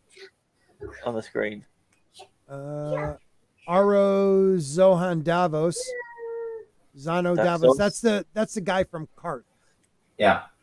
Yeah. Big black guy on the show. Right. In the show, she locks him in the vault to die, but that doesn't happen in the book. Yeah. So although he appears to be a friend of Danny's, his primary interest is in reopening the slave trade, something Danny is opposed to. Sorry. God damn it. Do it again. With Sandy's brother, though less likely, Masandi's brother is suggested as a suspect by Barristan Selmy simply because he was present and his role as cupbearer would give him an opportunity. Yeah. What about her though? Yeah. You never We don't know. know She t- could be a we don't faceless know- man. We don't know too much about her. We know about her from the show, but that's a train wreck anyway. Right. Like she's so young but speaks all these different languages, and she could definitely be a faceless man. So the Green Grace. Some fans speculate that the Green Grace, a high-ranking religious figure in Marine, could have been involved, given her mysterious behavior and unknown loyalties. I can agree with that. Quentin, I doubt. Although He's fun. yeah, I mean, he's just got a tan. Although a very unlikely, sunburn. Although a very unlikely suspect, he's in Marine with the motive to make Dany come with him to Westeros. His desperation could theoretically make him a suspect. You never know. He could have been trying to poison Hisdar, Well, I was thinking that maybe Daenerys wasn't the target. Right. That could be it. So let's see. Shape funnily enough, the very biggest loser from the peace deal happens to be the very person who presents 100% of the arguments and evidence Barristan relies on to implicate Hisdar as the poisoner. Imagine that. Let's take a closer look at the Shahazmo Kengdes, the shape. Yeah, that was also someone that they said earlier, I think. Yeah. Yeah, and that he's the number one. A lot of people think it's him. So By you guys shaving. You guys think that George just like punched his keyboard to name these people for Sometimes. all the other Marine people? Yeah. Had his He was- cat walk across it. Right. He was Yeah. like, okay, 6, 2, Yeah. 6. Come forward, hit Black McCracksnock. Yeah. By shaving, had put old Marine behind him to accept the new, and his kin had done the same after his example. Others followed, though whether from fear, fashion, or ambition, Dany could not say. Shave pates, they were called. Shakaz was the shave pate, and the vilest of traitors to the sons of the Harpy and their ilk. So he is a noble, yet he quickly chooses the opportunistically side to join Dany because he probably knows there's going to be war. He would therefore be viewed as a traitor to his class collaborators by other noble families and the Harpy, and in return he'd view them as his mortal enemies. Additionally, the Shapepate's family is viewed as inferior to Hisdar's family, and that there has been blood between the two families in the past. So Shapepate Galaza Galari said firmly, Dany did not trouble to fend surprise. Why Hisdar? Shakaz is noble born as well. Shakaz is Kandak, Hisdar's Lorag. Your radiance will forgive me, but only one who is not herself Giscari would not understand the difference. Oft have I heard that yours is the blood of Aegon the Conqueror, Jaehaerys the Wise, and Darren the Dragon. The noble Hisdar is the blood of Maztan the Magnificent, Hazrak the Handsome, and Zarak the Liberator. So Imagine being called the handsome. You literally did nothing your entire life, but at least you look good. Yeah, right? The Green Grace says there is blood between Lorak and Kandak, and the Shave Pate never made a secret of his disdain for my lord husband. So throughout A Dance with Dragons, Shave Pate has been urging Dany to kill the other nobles who just so happen to be his own enemies. He tells her peace is impossible, that she is being naive, and constantly tries to provoke her to war. Yeah, LJ in the chat suggests Euron Greyjoy. I don't think it's him because he wants to marry Daenerys. Right. So Yeah. I don't think he might do it later. Right. Definitely. Once he And has you know the what he's dragons. like? He likes to fuck the queen. He could be, if it was Euron, he could be trying to kill Hisdar. her new husband. Yeah, it's almost like the murder attempts make more sense if it's Hisdar than actually someone trying to kill Dany. Or if it's an attempt to get the husband, like as I said, to get the husband killed. That's what I'm saying. Like it's more likely to kill Hisdar from a lot of people's view than to kill Dany. So you have no lack of enemies, Your Grace. You can see their pyramids from your terrace. Names a bunch of them. Slaving families. Pal, most of all. It's one of the dragons. One of the dragons did it. Yeah, right? A house of women now. Bitter old women with taste for blood. Women do not forget. Women do not forgive. The Shapate has a harder heart than mine. They had fought about the hostages half a dozen times. The sons of the Harpy are laughing in the pyramids. He said just this morning, what good are hostages if you will not take their heads? I remember reading. Here's a question though: has Daenerys pissed off any women specifically?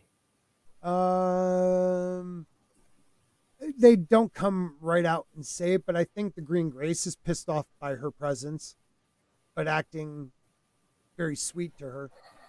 Yeah. I mean, she's women a hate conqueror. women. They always hate women, so they're always Right. jealous of each other. So it's a given to assume. Yeah, it's men don't understand women, but they like women. Women understand women and they hate each other. Right. So Dany also doesn't do a bunch of the traditional things, like the mother and all the females in the family are supposed to like inspect the bride, and she just Right. refuses. Right. So it could be like, I don't know, the mother's like, you're not good enough for my son or something, or You he'd be never better know. off to take the kingship and find a new wife or something. Right. I don't know. That I makes just thought about that. No, that's not a bad one.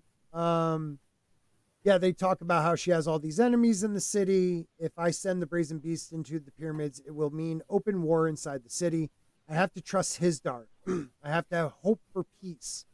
So that pisses off the Shapate.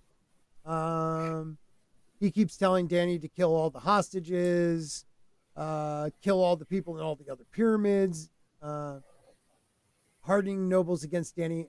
But Dany realized it would make her look like a monster, preventing any peace deals, ensuring the war Shapate wants. So like everything Dany does is stopping Shapate from having the war. He wants to kill these noble families so his family can rise, pretty much. And poisoning would absolutely achieve his goal. Littlefinger had Jon Arryn poisoned. That makes sense. Yep. To make mistrust. Littlefinger would have used the same poison as before because it worked. Right, but what he's saying is what this person's saying is like, look at I don't know. George kind of likes mirroring things. So Littlefinger poisoned Jon, but everyone thought it was the Lannisters. So now Shapate, it's just saying that like Shapate tried to poison Dany, but it made it look like Hisdar did it. Yeah, but what I'm saying, the poisoner could have been someone from Westeros. Oh, true. Oh, yeah, I never thought of that. It doesn't have to be someone in her vicinity because the people who have tried to poison her before have been working for someone in Westeros. Right, from Robert. Yeah, Robert. I think. Yeah, or specifically Varys. Yeah, he's the one who sent him. Yep. As Dany heads to the fighting pits where the poison locusts await, it's mentioned that Dany would usually be guarded by Unsullied, but just today she is being guarded by the Brazen Beast, the fighting force of the Shapate. I would be happier if the Unsullied guarded about you today, Your Grace, the old knight said, as Hisdar went to greet his cousin. Half of the Brazen Beasts are untried freedmen, and the other half are Marinese of doubtful loyalty he left unsaid. Selmy mistrusts all the Marinese, even Shapate, and untried they shall remain unless we try them. After the poisoning, the beasts are still mine. Do not forget it. The Shapate's voice was muffled by his mask, but Selmy could hear the anger in it. All right, final evidence. This occurs off screen, but since Barristan proceeds with coup. Okay, so Barristan demands to see the man and question him. Shapate captures Hisdar. Okay, so Brazen Beasts had taken dozens of the Harpy sons, and those who had survived their captor had yielded names when questioned sharply. Too many names, it seemed to her. So like they they kind of beat these dudes into like, you're going to say what we want you to say. I guess. There's a lot to this. I can't keep going. It's so long. But, okay. That's an interesting one. I think hey, what's up, Sam? Next week, I think we're going to I like to do the Northern Conspiracy next week, but maybe another week we could go over this one fully. But definitely the Northern Conspiracy next week. We have definitely way gone over our usual 2 hours to 2 hours and 40 minutes. So we're going to call it a night. But Sam, thank you for showing up. It's nice to see you, buddy. If you like to jump on next week, feel free. But Are you sure Sam's the evil one, not the good one? oh, he's the evil one? Shit. Yeah. I was thinking Nick. My bad. I love having Stig and Miss Martin Muses on. It brings back a lot of fun times. This has seriously been one of my favorite ones in a long time. So thank you, Miss Martin Muses. Please let them know where they can find you and anything you would like to say. Oh, for sure. You can find me here on YouTube, where I'm at Miss Martin Muses, where I talk about what makes me laugh, makes me cry, makes me happy, makes me sad, or just really takes me off. I've got some Pub Crawl Night 3 is starting tomorrow night. I got some fun guests lined up for that. I'm going to be having, Zach's, he was here earlier, and 19K Fox, and many others. So please come check me out. I am mostly monetized. I've gotten the supers and all that, but I still need to get to that elusive 1,000. So if you wouldn't mind maybe giving me a subscribe. Also, the triple review is going to come up with the theme of Frankenstein movies. And, many other things are planned, just depending on my availability. But I do have Catholic Explaining, We the People, where we're going through the Constitution, Teresa Travels, and then things that really tick me off usually pop up every now and then in my musings. You are at 865 right now, so you're getting very close. So guys, please make sure, if you are not over here on YouTube, make sure you subscribe to Miss Martin Muses. If you're on Rumble watching, but you also have a YouTube, I will put that in the chat also over on Rumble. Thank you. Yeah, definitely. I can't wait till you get there. And 19K Fox, I got like excited when I heard that. I haven't talked to him in so long. So if you don't mind, tell him I said hi. It's so good. I'm glad he's back around. Oh, I went over to sub to you, but apparently I'm already subbed to you. I didn't even realize. Well, there you go. Thank you. You best be. So thank you. Yeah. And I'd hope if you like to come on next week, if you have time, talk Northern Conspiracy, you're more than welcome. I would love to have you again. Thank you. Yeah, of course. And you too, Stig. I know you don't really shoot out a lot. I know you have a channel. Do you put any of your funny stuff on there anymore? No, it's empty. Oh no. Yeah, I just figured I'm not going to waste time with this because I'm not trying to be a YouTuber anyway. So it's just, no, put it away. It's it became noise. I understand that, brother. But I love having you on. So please, if you're up next weekend or next Monday, I would love to have you on to talk Northern Conspiracy, because we're going to really go through that the full Northern Conspiracy. I'm excited to do. I've never actually broke down the Reddit 7-part Northern Conspiracy thing this guy has. So it's going to be fun. Well, that's one of the best theories too, because it has so much meat on it. Yeah, it's a good one. It's a real good one. A great 7-hour stream. Yeah, it's going to be great. It might be a 2 or 3 part stream. But Stig, thank you as always. Now all we need is Jane next week. I'm going to try to get Jane on. She's my favorite bastard. She is a great bastard. And she said she'd jump on if we're talking about She's some my favorite stuff. Targaryen. Valyrian, sorry. I will. Yeah, oh my gosh! I can't believe you said that. That was so awesomely funny. She would laugh at that. She should make her. Oh, she doesn't do it anymore. When she comes back, she should make her avatar a Valyrian. Oh, that would be so great. I will text her tomorrow and see if she'd like to join us next week. Mason, let them know where they can find you, buddy. Always love having you on too. Awesome one. I was about to say awesome one. Another monster is here. So, dude, sorry. I've got to duck out. Someone's just here, so I gotta go. Daddy, let's go to Daddy. Yeah, I'm going, Dan. All right. Love you, buddy. Aww. Thank you. See you, Have a good sweetie. night. So you can find me on YouTube at Free Folk of Fandom. You can find me on the not Twitter, the If you just search Free Folk of Fandom, you can find me. Yeah, we will find you. We will find you, my friend. Yeah. Wait, what are you working on? Anything? Are you still doing your live streams? I'm a little behind on them. Okay. Well, I'm sharing you over here. Do you have a Rumble? I'm sorry, I keep interrupting. I just want to make sure I get all your stuff out there. I do have a Rumble, but I don't put anything on it because it's I can't mirror yet, and okay. I haven't figured out how to upload. I'll help you out with that, man. But All right. What are you at in number right now on YouTube? I think I'm at 59 or something like that. It's just, dude, it's unacceptable, people. He's at 59. He's always on this channel. Please help him out. Come on. He's such a good guy. 76 videos.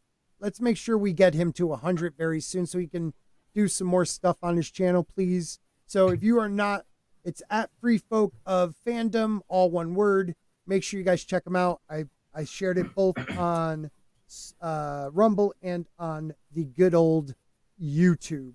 So thank you guys. And thank you, as always, my friend, for always showing up. I appreciate it. And thank you to the chat for always showing up. We, for once, had more people on Rumble than YouTube, which is crazy. But that's what happens when YouTube demonetizes you and doesn't send out notifications. So for you guys to show up, I really appreciate it. And I hope everyone has a great night. And we're going to go out with the old school opening. So have a great night, everybody. And thanks for spending almost 3 hours with us. Later. Bye. Bye. You bastards.